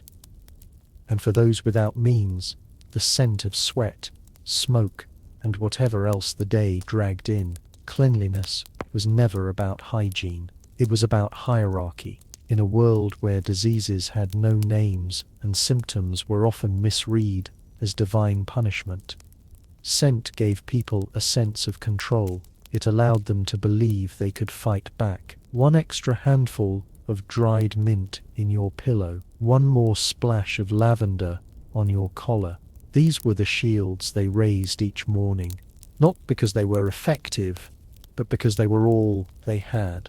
Looking back now, it's easy to scoff, to roll our eyes at their ignorance. But are we so different? We still associate cleanliness with smell: fresh linen, lemon disinfectant, minty breath. We buy candles and air fresheners that promise serenity and scent. We cover the smell of reality, just like they did with prettier illusions. The only real difference is that now we know what we're hiding. Elizabeth's court didn't have that luxury. They couldn't Google the symptoms of plague. They couldn't sanitize a room with the press of a button. They had bundles of time and hope and a belief that if they could make the world smell like a meadow, it might just behave like one. It didn't. Of course, diseases spread anyway. People died anyway. But at least they died believing they had tried. There's something heartbreakingly human in that. In trusting what your nose tells you even when your eyes see otherwise, in pouring all your fear into a bottle of rose oil and hoping it's enough. So the palace remained fragrant. It shimmered with the illusion of purity. Elizabeth remained the scented sovereign, floating above the stench of her own crumbling infrastructure.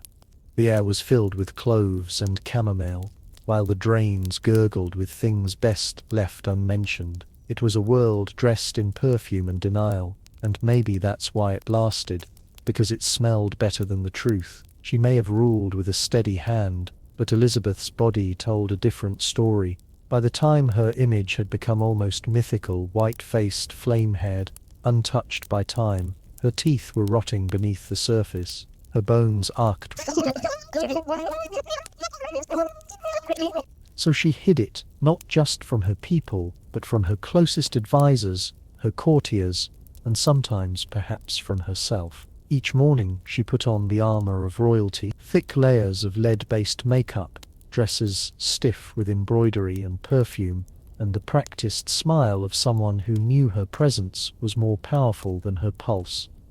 Toothaches were ignored. Exhaustion was masked beneath powdered cheeks. She stood through ceremonies with clenched jaws and eyes that gave away nothing. Even when fever burned through her body, she insisted on being seen dressed in white, looking like a ghost of strength. But flesh has limits. Even when dressed in velvet, when her body gave out, when she could no longer manage to sit through another meeting or stand through another procession, she retreated, not to a hospital or an infirmary, but to her private chambers, where only a small circle of trusted attendants and physicians were allowed. The curtains would close, and outside the walls of her room, rumors would begin. She was resting, she was tired, she had a cold. Anything but the truth, because the truth would have been too human. Inside those chambers, the Queen stopped being a symbol and started being a patient. She winced as infected teeth throbbed through sleepless nights. She sweated through linen sheets soaked in rosewater, hoping the scent would fool her senses into calm. And when the pain grew unbearable, she reached for what little comfort the era could offer: a pouch of cloves to bite down on, a glass of spiced wine laced with opium. Bundles of dried herbs were crushed into piccases and pressed to her temples. These were her tools, primitive, fragrant and slightly magical. Not because they worked, but because they helped her believe they might. Doctors in Elizabeth's time were more confident than competent. They wore ruffled collars and carried vials of potions that promised relief but rarely delivered. They spoke in terms of humours and balances, not bacteria or viruses. The Queen's physician, though discreet, was part of this same system. He prescribed what he could: oils to rub on her temples, powders to stir into her wine, and sometimes simply silence. He knew that most of what she needed was not to be seen this way, and so outside her chamber, the story continued. The Queen is radiant. The Queen is strong. The Queen is radiant. The Queen is strong. The Queen is eternal. Inside she lay on a silk-draped bed, pressing clove oil to her gums, and trying not to cry when she swallowed. Because crying was not queenly. Pain was not queenly. And admitting weakness could unravel the entire illusion she had built over decades.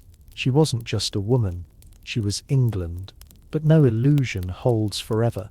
Over time, people noticed small cracks.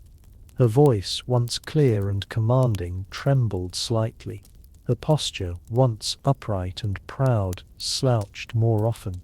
Her public appearances grew shorter, and her silences longer. Still, no one dared speak the obvious. No one mentioned the swelling in her cheeks or the pallor beneath her powder. It was understood to acknowledge the Queen's suffering was to risk being reminded of everyone's mortality, and that simply wouldn't do. Even as the pain deepened, Elizabeth remained committed to the performance. Her dresses grew heavier, her jewels more extravagant, her wigs taller and more absurd.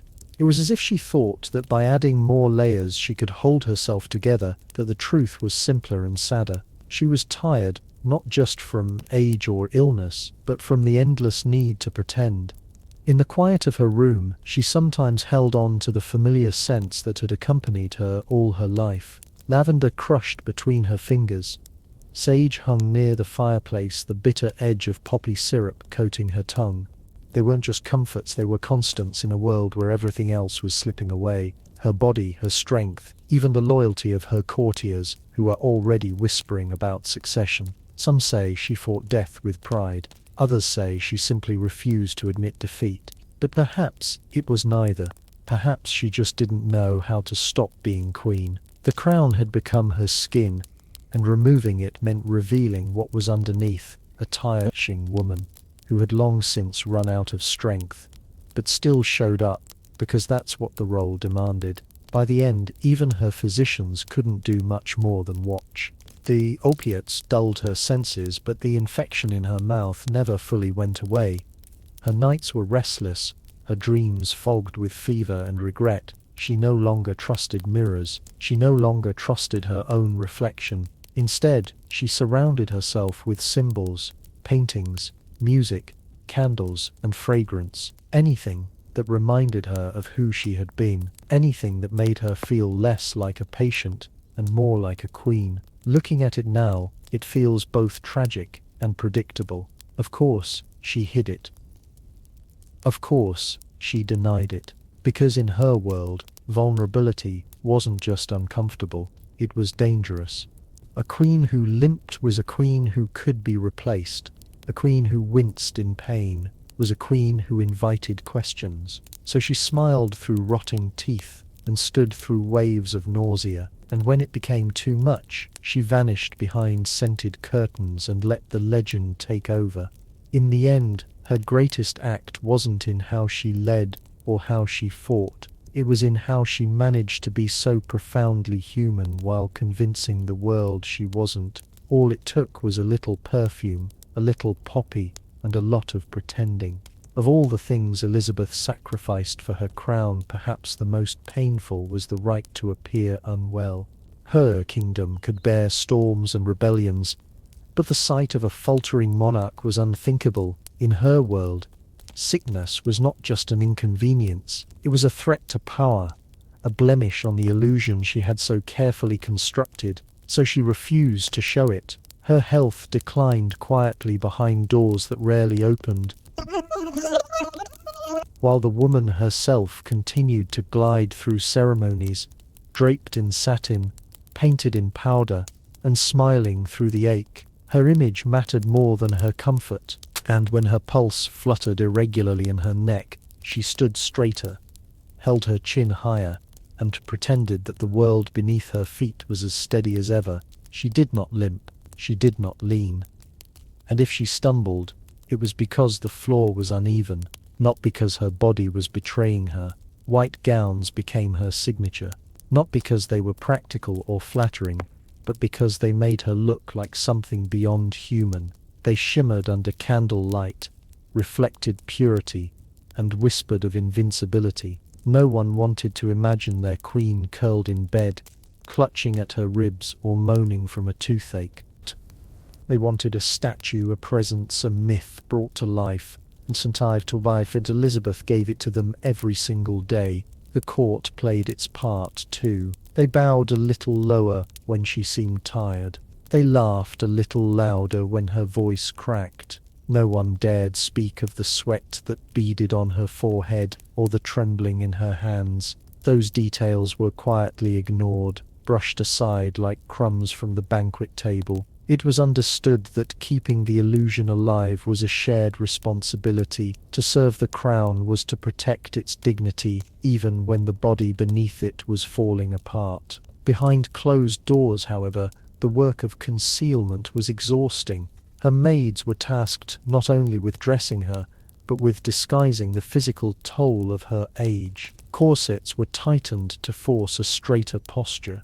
Extra padding was sewn into her gowns to create the illusion of fullness where there was now frailty. Makeup was applied not just to beautify, but to hide. Rouge for the cheeks, chalk for the jawline, and a thin layer of gloss on the lips to mask how dry they had become. Every appearance was a performance. The makeup room was her backstage. The corridors of Whitehall were her stage, and the eyes of England were her audience. Even when she could barely lift her arms to wave, she still waved. Even when her teeth ached so badly she could not chew, she sat at banquets and picked at her food, pretending to enjoy the feast. There was a script to follow, and she knew every line by heart. Sometimes she sat for portraits during these low moments. Artists were instructed to paint her youth, not her truth. They smoothed the wrinkles, brightened the eyes, and erased the veins on her hands. The result was a woman who had long since disappeared from the mirror, but that woman still ruled in oil and canvas, frozen in time, forever untouched. These portraits became the propaganda of strength, reinforcing what her body could no longer uphold. And still she kept going. Perhaps it was pride, perhaps it was fear, or perhaps she simply did not know how to be anything but queen. To step away, to rest, to admit weakness, felt like opening the door to chaos. She had reigned for so long that her presence had become the foundation of stability. If she faltered, who else might follow? So she bore it. The back pain, the headaches, the fatigue that seeped into her bones like cold rain. She bore it with grace, with stubbornness, and with an uncanny ability to pretend that everything was fine. Even when the audience was just a handful of courtiers in a drafty hall, she still gave them the queen they expected, and they in turn never asked for more. There was something almost tragic in this pact. A court that could not speak the truth, a monarch who could not show it, and a country that preferred illusion to reality. It was not that people did not care about her health. They simply did not want to see it. They had been taught to associate her with permanence. To admit her mortality was to shatter the very idea of Elizabeth. In private, some whispered concerns. A few old advisers exchanged glances when she stumbled. One or two maids wept quietly when they changed the linen soaked in sweat, but none of it reached the surface. None of it ever touched the public stage. Elizabeth remained untouched, or so it seemed. From a distance, her court looked like a celebration, but close up, it was a balancing act. Everyone walked carefully. Everyone avoided the cracks. The throne was still upright, but the floor beneath it creaked, and the Queen, magnificent as ever, stood right in the center, smiling, nodding, commanding, while pretending not to feel it shake. In a way, this was her final triumph. Not the wars she won, or the enemies she outwitted, but this, the sheer willpower to keep standing when every part of her body asked to sit, the courage to keep performing when the curtain should have closed, and the dignity to make sure that when she finally left the stage, it would be with applause, not pity. As we move toward what came next, one thing becomes clear. Elizabeth's image did not outlive her by accident. It was carefully constructed, fiercely maintained, and painfully worn. She gave everything to it, even when there was very little left to give, and in doing so, she ensured that history would remember the Queen, not the woman, the icon, not the aches, the legend, not the loneliness. They say imitation is the sincerest form of flattery, but in the royal court of Elizabeth the was one serve to survival strategy. If the Queen wore a certain scent, so did her courtiers. If she pursed her lips a particular way when thinking, you could bet half the council would be seen doing the same within the week.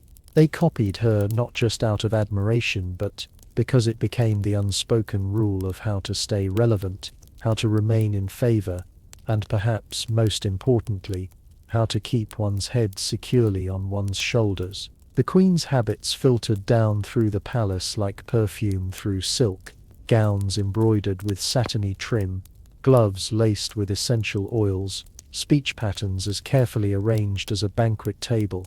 Her favorites led the charge, adopting her mannerisms with theatrical precision. And soon the rest followed, whether they liked it or not. There was no formal decree that said, "Speak like the Queen," but everyone understood it just the same. Her way of speaking became court language. Her posture became court etiquette.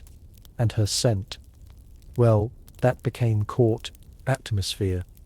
It started subtly, a head tilt, a hand flourish, a carefully timed pause in conversation. Then came the gloves.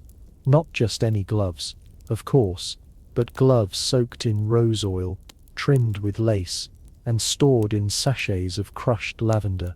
After a while, Dedelget, entering the council chamber, began to feel like walking into a perfumery. The air was heavy with florals, spices, and something more musky, lingering underneath. Some of the older gentlemen took to it with quiet reluctance, dabbing just a touch of perfume on their cuffs, and hoping it would be enough. The younger ones, however, embraced the trend with dangerous enthusiasm. One unfortunate young lord, desperate to impress at a royal banquet, reportedly doused himself in so much musk and ambery that he nearly passed out before dessert. His doublet ran for days, causing several nearby servants to gag during morning prayers.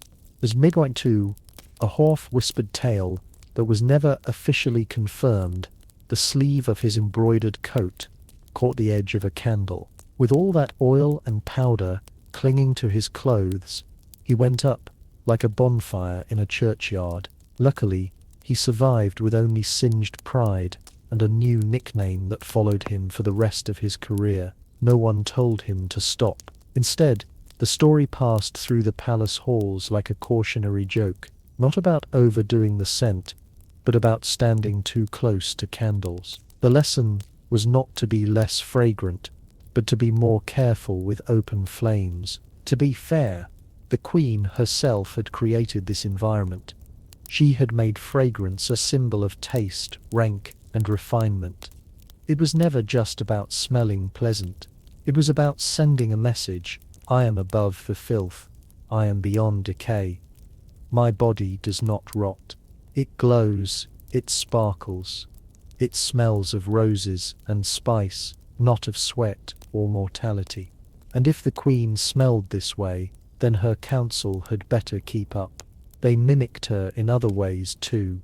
Her pacing, her phrasing, her habit of tapping a ringed finger against the armrest when bored. Some adopted her cautious diplomacy, pausing just long enough before answering questions to seem clever, even when they weren't.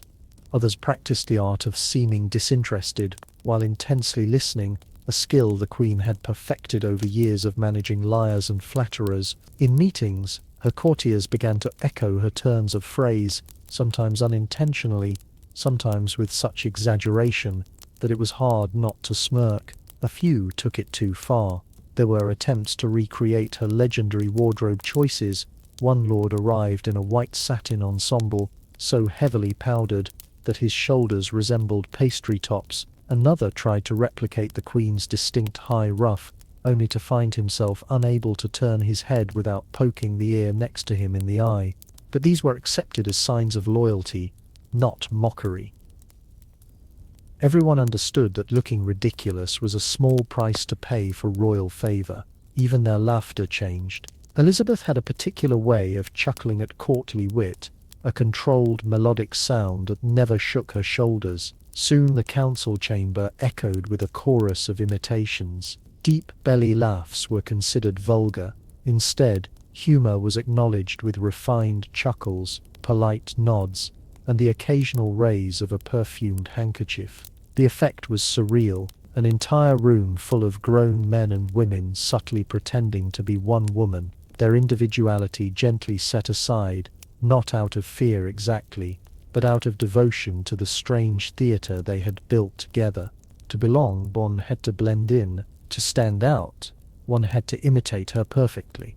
And so the council became a mirror, each reflection slightly warped, but unmistakably modelled after the same image. The palace grew quieter in its absurdity. The louder the scents became, the more controlled the movements, the bolder the outfits, the softer the voices. It was as though they were all performing inside a glass box, pretending not to sweat, not to age, not to think about the rot beneath the floorboards or the aches in their knees. The Queen had taught them well. Decay, after all, was not to be acknowledged. It was to be perfumed and ignored, and yet there was something tragically amusing about the whole pseudo.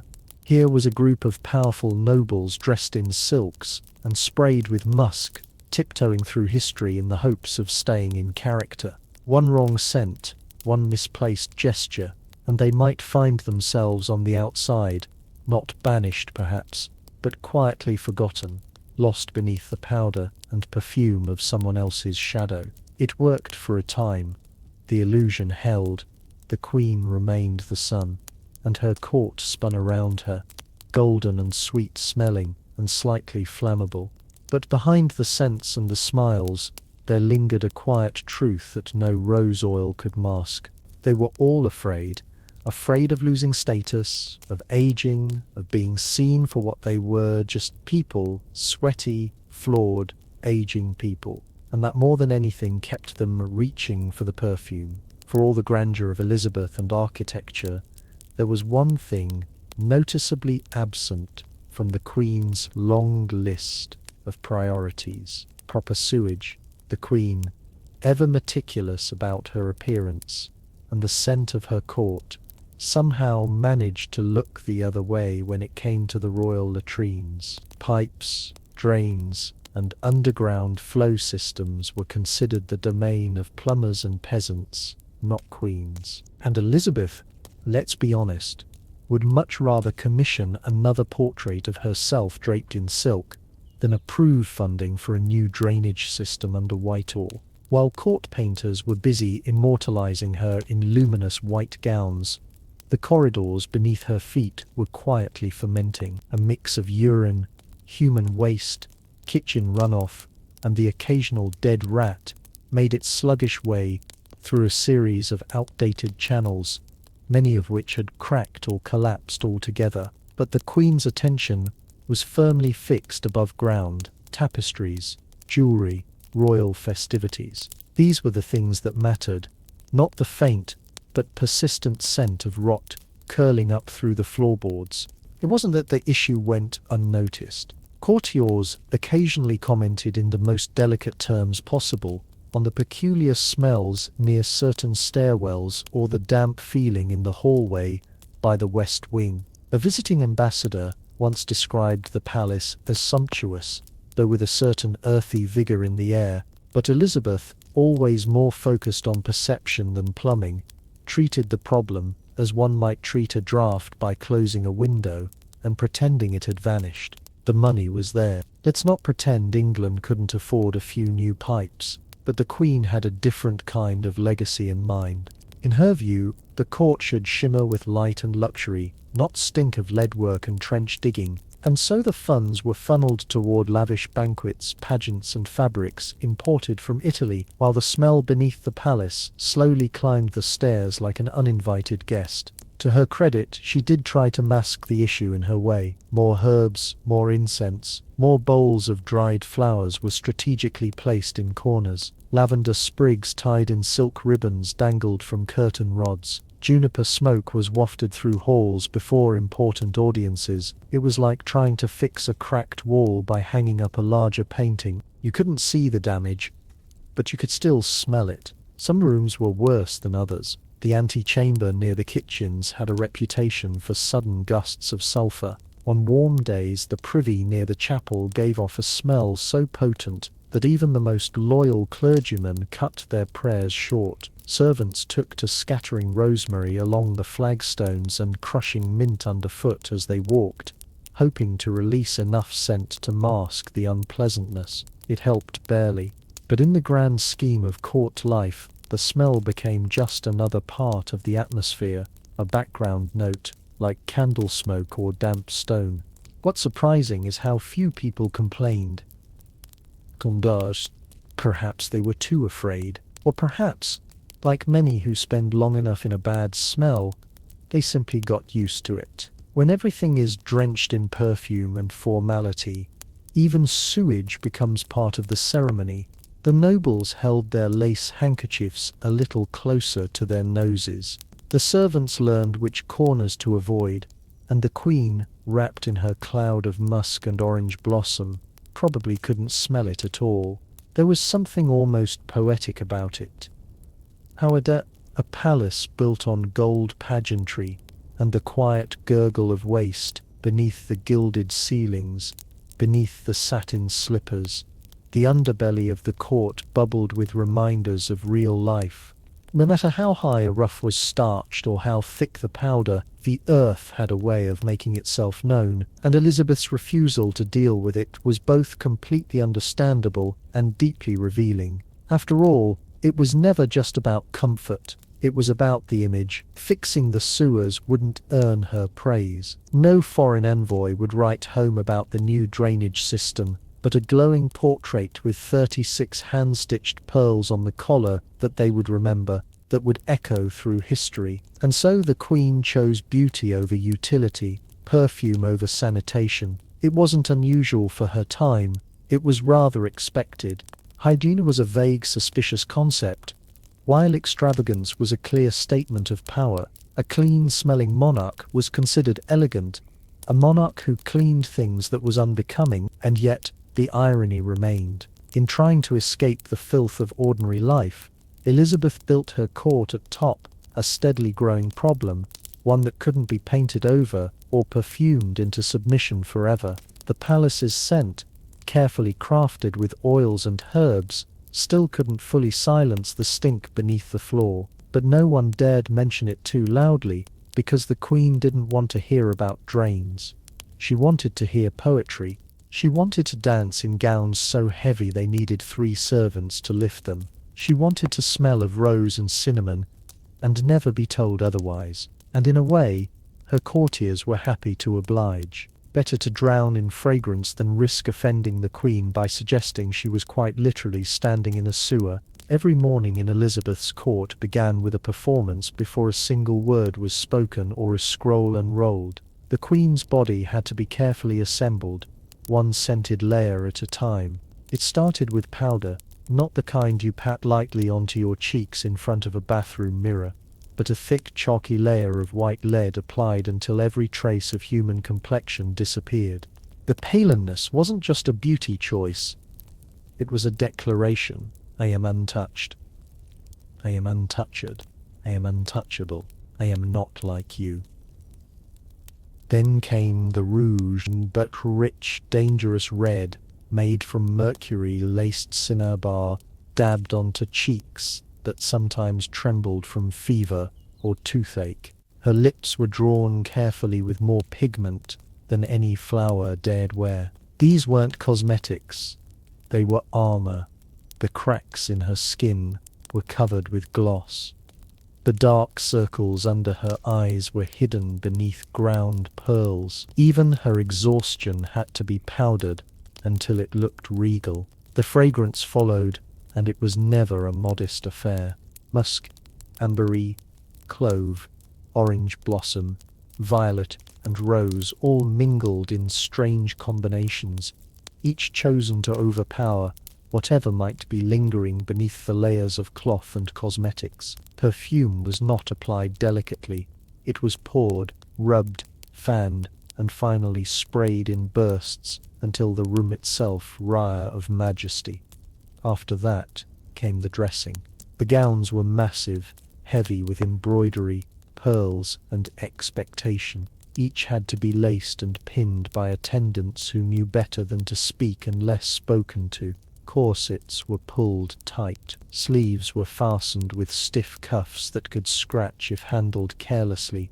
A rufflans ribbon to frame the head like a halo was added last, giving the illusion that the Queen's face floated apart from her body, detached and divine.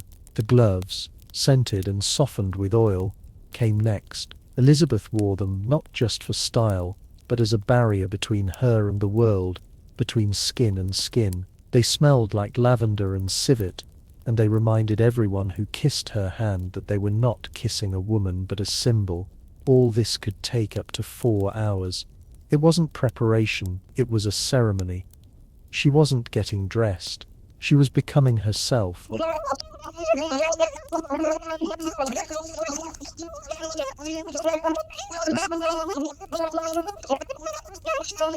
And if it sounds exhausting, it was. To be so naked, no one was allowed to say that. No one was permitted to ask why a woman of intelligence and power needed to be wrapped in lace and powder before speaking to her ministers, because the image had become more than the person. By the time she emerged from her chambers, the Queen was not a tired woman with aching feet and a mouthful of sore gums. She was the Virgin Queen, regal, radiant, and so heavily adorned she could barely move without assistance. Appearances in her world were sacred, more sacred than comfort, more sacred in some cases than truth. Hygiene by this point had become a ritual. Washing for cleanliness was secondary. What mattered was the illusion of being clean. Hands were wiped with perfumed cloths. Faces were blotted, not rinsed. Hair was powdered, not washed. To bathe in water was a medical risk, but to be seen looking dull, oily, or heaven forbid, sweaty, was a far worse danger. And so the court accepted the logic of the age: smell nice, and no one will question how long it's been since you last touched soap. The Queen's rituals became the model. Other women, eager to mirror her power, adopted the same routines. They painted their faces until their skin peeled. They perfumed their underarms and behind their ears until the scent clung to the curtains. They wore dresses so stiff and wide they couldn't fit through doors without turning sideways, and they smiled through it all, because that was the job. Not to be comfortable, not even to be clean, but to be beautiful. Always. It would be easy to laugh at it. Now, to mock the absurdity of a woman needing 5 servants to help her into a corset that would later bruise her ribs. But something about the ritual feels hauntingly familiar. Swap the roughs and rouge for filters and foundation, and the difference becomes thinner than we'd like to admit. The tools have changed, the pressure hasn't, and perhaps that's the most uncomfortable truth. Elizabeth's mornings weren't just about hygiene, they were about control. In a world that sought to reduce her to a marriage prospect or a royal puppet, she chose to become a spectacle. Instead, her look wasn't just vanity, it was power. It was a message repeated daily. I may be a woman, but I am your queen. Worship accordingly. So every morning she stood still while her face was reconstructed. Every morning she endured the weight of velvet and velveted deception. And every morning the scent of her arrival drifted through the halls before her first words did. Her presence began with perfume. Her reign was wrapped in fabric and finished with powder. It was a masterpiece of illusion. And yet beneath it all there was still a body, still breath, still sweat, still human limits. But those were hidden behind layers, whispered about in private and denied in public. Cleanliness wasn't about soap and water, it was about performance. Sanitation wasn't a matter of health, it was a theatre every day. Elizabeth stepped into the spotlight, powdered to perfection, and pretended she was made of marble, and everyone around her clapped. By the time the powdered veil was set and the ruffled collar pressed flat, Elizabeth's body had long stopped being her own. It belonged to England now, not as a woman, not even as a queen in the personal sense, but as an emblem, a monument, a symbol made flesh, dressed in silver bride and lacquered in rosewater. There was no room left for imperfection, no space for a body to sweat, ache, or age. She had become the embodiment of chastity, of control, of divinity woven into female form. But being that symbol came with a cost, and not just the morning hours spent transforming herself into an icon. Her skin no longer had the right to break out. Her breath wasn't allowed to smell of illness. Her stomach wasn't permitted to grumble at the wrong time. Cleanliness, or the suggestion of it, became not only a matter of decorum but of national stability. Because if the Virgin Queen was seen as dirty, as human, the illusion would start to crumble. A stain on her gown could ripple through court gossip like wildfire. A yellow tooth or damp armpit might not sound like treason, but when your power is built on image, even the smallest blemish can feel like a threat. Dirt, in this context, wasn't just physical, it was symbolic. And symbols weren't supposed to have pores, so she played her role with dedication. Perfume wasn't just a preference, it was insurance. The layers of lavender, ambery, and crushed herbs weren't for delight.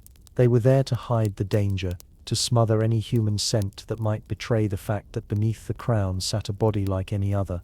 A body that was tired, a body that hagged, a body that could, God forbid, smell. Other women at court took the hint. The expectation wasn't simply to look your best. It was never to appear real.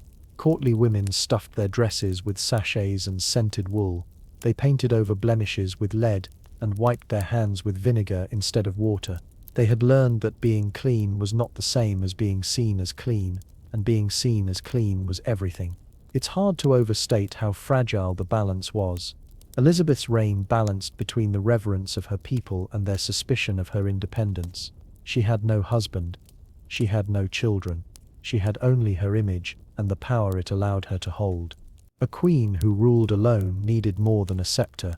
She needed myth. And myths cannot sweat.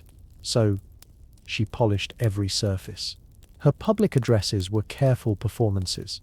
Her portraits showed an unchanging mask of youth. Even as her joints stiffened and her teeth fell out, her image remained spotless. The same snow-white face, the same crimson cheeks, the same perfume cloud walking one step ahead of her. She preserved the story because the story preserved her throne. The tragedy, of course, is how familiar it all still feels.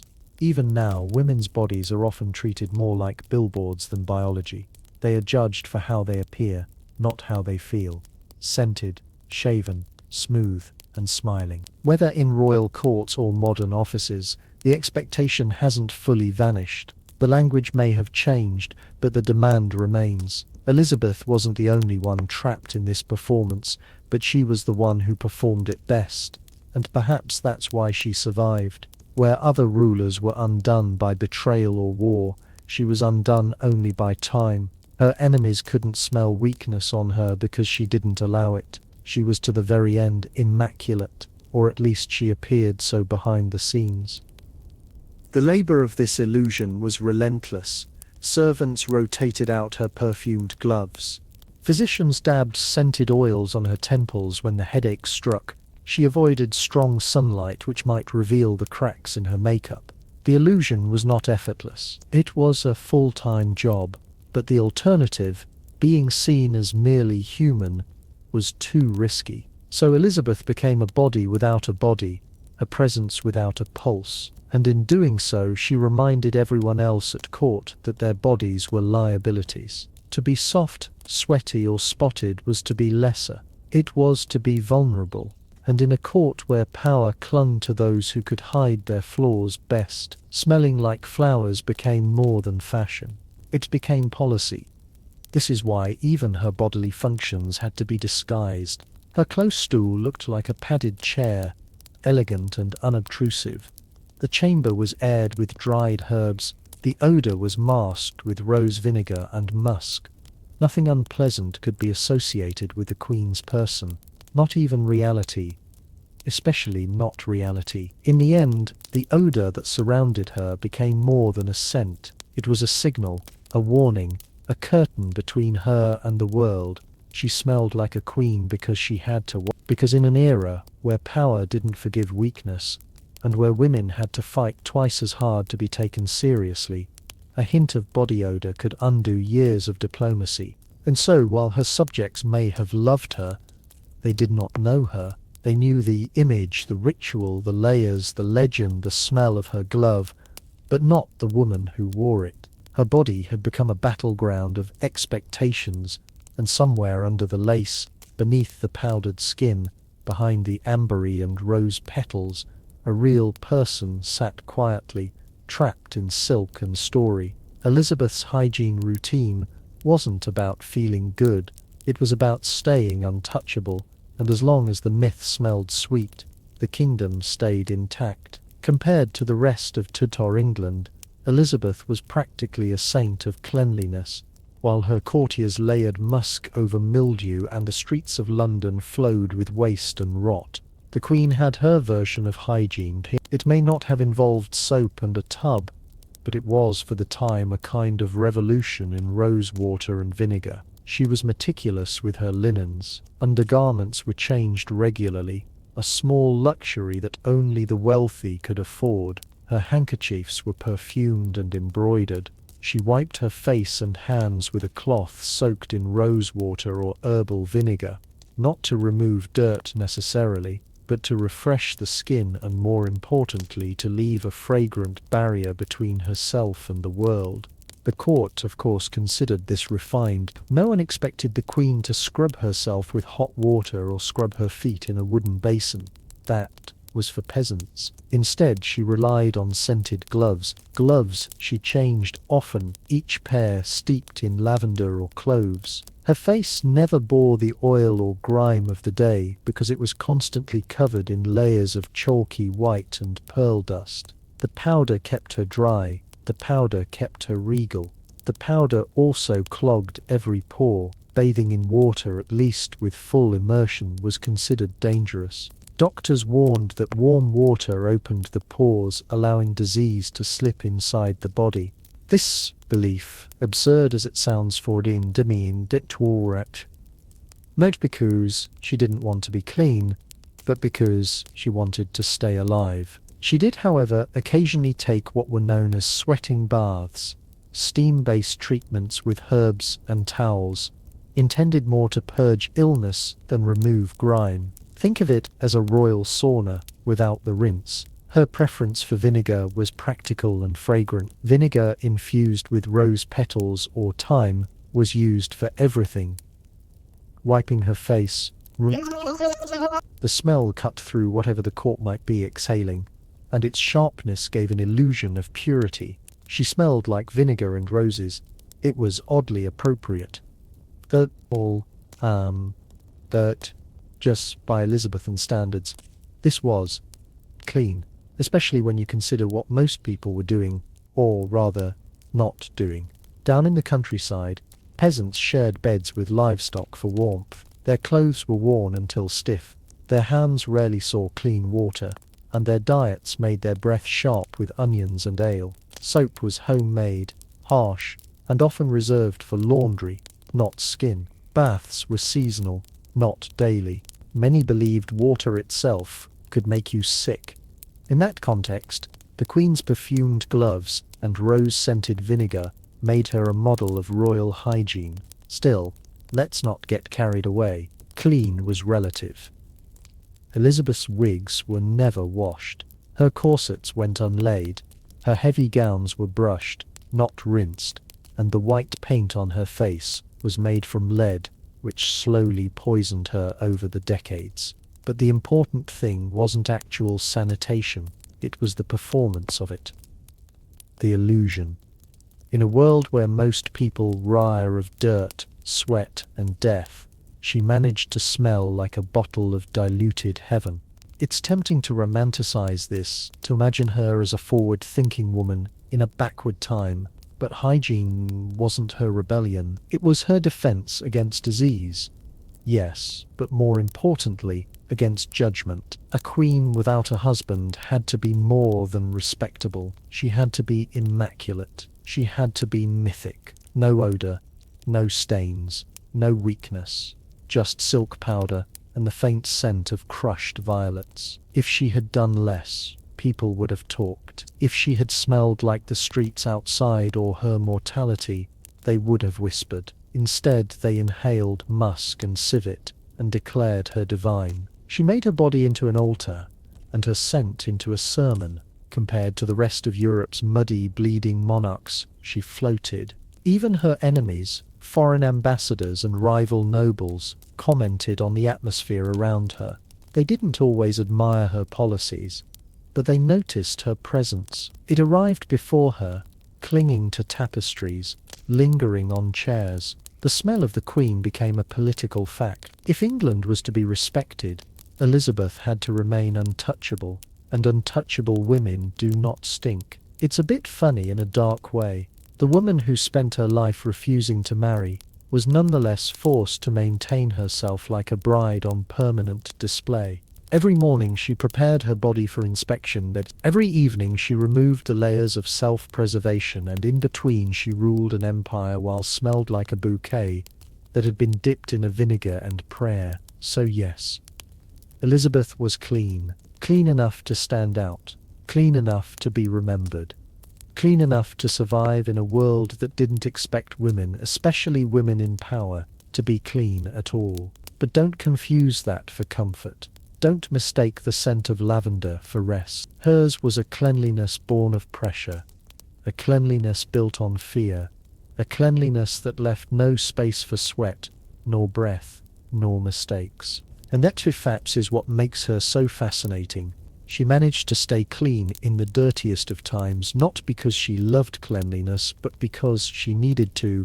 The crown didn't just sit on her head, it weighed on every inch of her body, and so she bathed in perfumes, powdered her bones, and emerged each day not as a woman, but as a miracle in silk. Tomorrow, like every day before, she would wake and begin the ritual again. Because miracles, even scented ones, require maintenance. Centuries have passed since Elizabeth last powdered her face or dabbed rosewater behind her ears, yet her hygiene, or lack of it, refuses to be buried with her. The days she see, this Sue lives on, not just in textbooks or marble statues, but in TikToks, podcasts, and late-night comedy shows. Her bathing habits have been dissected with a mix of morbid curiosity and awkward laughter, as if the collective modern world cannot quite believe that someone so powerful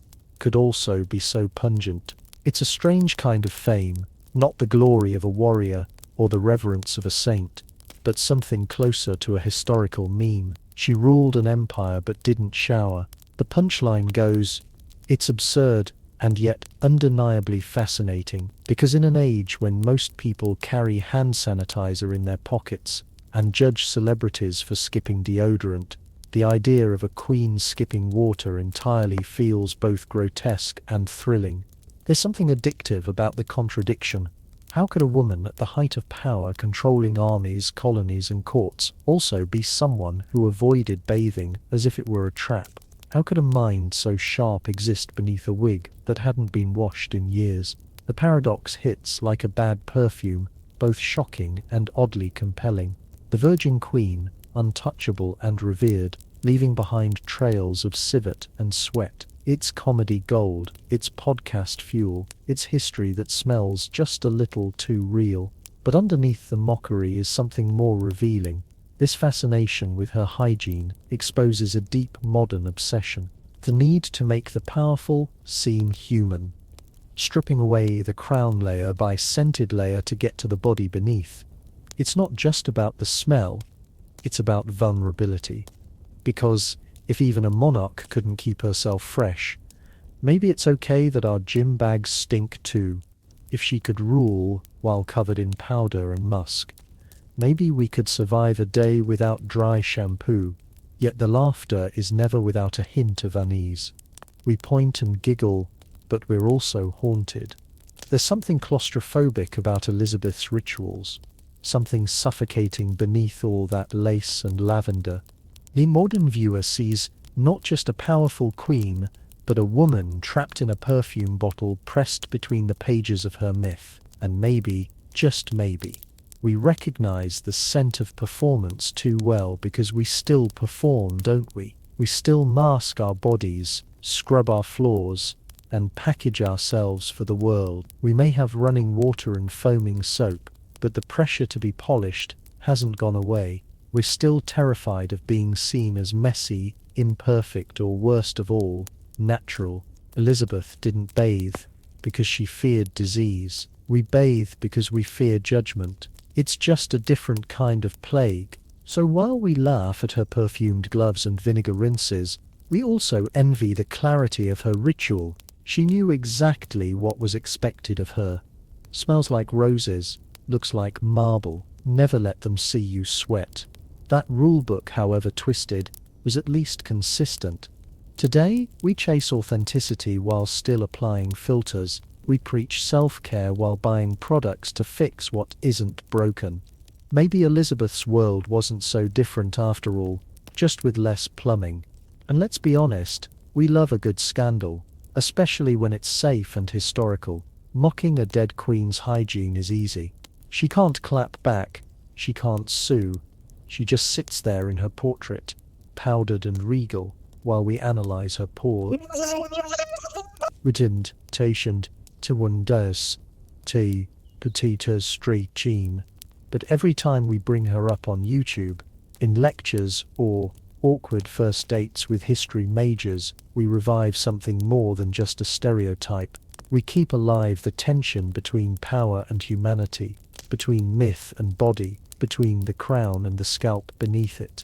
And in doing so, we remind ourselves that greatness doesn't always come with good hygiene. It's strangely comforting. So Elizabeth ruled without modern dentistry, without shampoo, without soap as we know it. She stood at the center of one of the world's most powerful empires, while her wig soaked up the sweat of statecraft. And yet she endured, she inspired, she terrified. She smelled like civet and clothes, and still her name echoes in every corner of history. So maybe the reason we can't stop talking about her isn't just because she stank. Maybe it's because she stank and succeeded, because she proved that a woman didn't need to be perfect to be powerful. She just needed to be consistent, predictably fragrant, relentlessly composed, immaculately mythic, even if it meant skipping the bath. Of course, the memes will keep coming, the reenactments, the jokes about lead makeup and close stools. But somewhere between the laughs, a strange kind of respect lingers, not for her hygiene, but for her discipline. for her commitment to the illusion, for the way she turned rose water into armor and silence into sovereignty. And perhaps, centuries from now, someone will look back on our own rituals, our endless skincare routines, our filtered selfies, our scented candles, and laugh, too. They'll marvel at what we did to seem clean, to seem flawless, to seem in control. They'll wonder how we endured the pressure. They'll wonder if we ever truly rested beneath the performance. But for now, Elizabeth remains one of history's most fragrant contradictions. Revered and ridiculed, admired and sniffed at, a queen who made cleanliness a legend, even if the truth was a little mustier. By the end of it all, what lingered wasn't just Elizabeth's legend, it was her scent. Her world was thick with it. Every hallway, every gown, every gesture carried a residue of musk and herbs and rose water that masked more than just the body. It masked a way of life, a world without clean water, without drains, without understanding of bacteria or hygiene. In that world, stench was not a failure of character, it was the background noise of existence. And the queen knew how to play it like an instrument. There were no showers, no bleach, and no hand soap waiting on marble sinks. Instead, there were basins of vinegar. There were gloves laced with crushed petals. There were wigs stuffed with lavender sachets and cloaks, aired near windows until the morning dew pretended to have done the cleaning. But cleaning, in the way we understand it, never truly happened. The idea of stripping filth down to the skin with water and suds was almost laughable. Water was dangerous.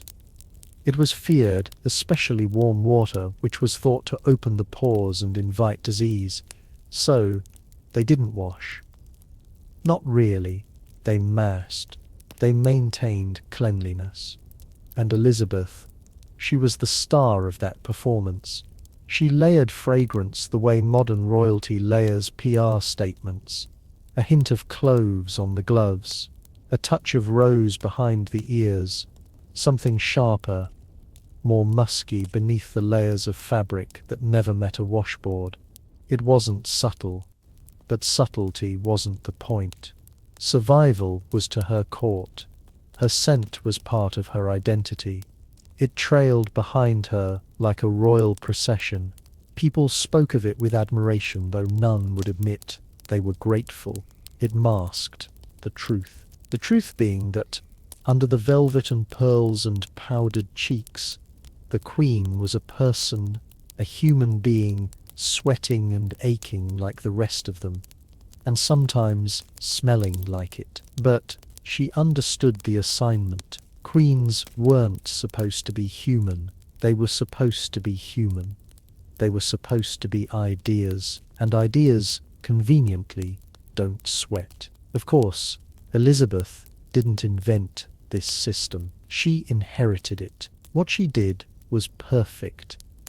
She took the olfactory expectations of her time and elevated them to an art form. Every scented glove, every perfumed kerchief, every herb-stuffed bodice became part of her daily armor, and the stench of the palace, that sour cocktail of trampled rushes, candle grease, and bodily odor that was the enemy, she battled without lifting a sword. She couldn't control the sewage systems, or lack thereof. She couldn't root the river of waste that occasionally meandered too close to royal quarters, but she could control how her body was perceived. She could build a wall of scent so thick it felt impenetrable, not from illness, of course. That came anyway, but from scrutiny, from the fear that if anyone got too close, they'd see her as just a woman, not a queen, and certainly not a virgin one.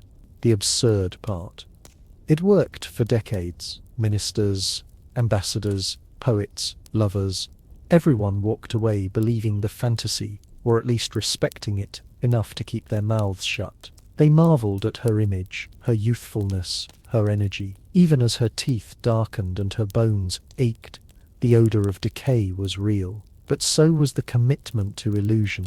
She painted over pain, she pondered over mortality, and history somehow thanked her for it. If it all sounds theatrical, that's because it was. The palace was a stage. Elizabeth was the lead, and every day was an act of eraser, not of personality, but of vulnerability. She hid the blemishes, the fatigue, the rot beneath layers of powder and perfume. And everyone played along, not because they were fooled, but because they needed the fantasy as much as she did. A fragile court propped up by the idea that the queen could never smell bad, could never fall ill, could never die. Today, we look back with a mixture of horror and fascination. We dissect her cosmetics, analyze her dental woes, and shake our heads at the lack of plumbing. But there's a part of us that also envies her. Not the filth, certainly, not the pain, but the power of illusion, the ability to curate an identity so potent it could outlive the person. She built herself not just into a monarch, but into a symbol, one that could outlast the stench of the age she lived in, because that age was, by modern standards, absolutely filthy. Streets were cesspools, food went off quickly, rats were as common as chairs, the air was heavy with soot, and the rivers were more sewage than stream. Everyone stank, everyone knew, no one could do much about it. And so they did what humans do best. They adjusted, they layered meaning onto their smells. A woman who smelled of rosemary was refined, a man who stank of leather and sweat was rugged, a monarch who smelled like incense and citrus divine. That mead perhaps is the key to understanding Elizabeth's legacy. She didn't deny the stink, she transcended it, she turned it into a metaphor. And in doing so, she left behind not just a throne, but a blueprint for how to rule in an unclean world. Not by washing, but by enchanting. Not by scrubbing, but by distracting. Even her death didn't entirely dispel the perfume. The legend held, and centuries later, we still picture her powdered and pristine, framed by candlelight, untouched by grime. Never mind the real body beneath. That part was edited out on purpose, because the truth would have smelled a little too real. So when we remember her now, let's not sanitize the past. Let's remember the perfumes and the plague, the incense and the infection. Let's remember that power has always depended on presentation, and sometimes all it takes to rule the room is smelling slightly better than everyone else. Now rest. Let the scent of history settle. You've walked through powdered halls and fragrant deception long enough for one night. It's time to close your eyes and drift far, far from the court of roses scented masks. The Queen sleeps now, and so should you. Good night, traveller. May your dreams be clean, even if history was not.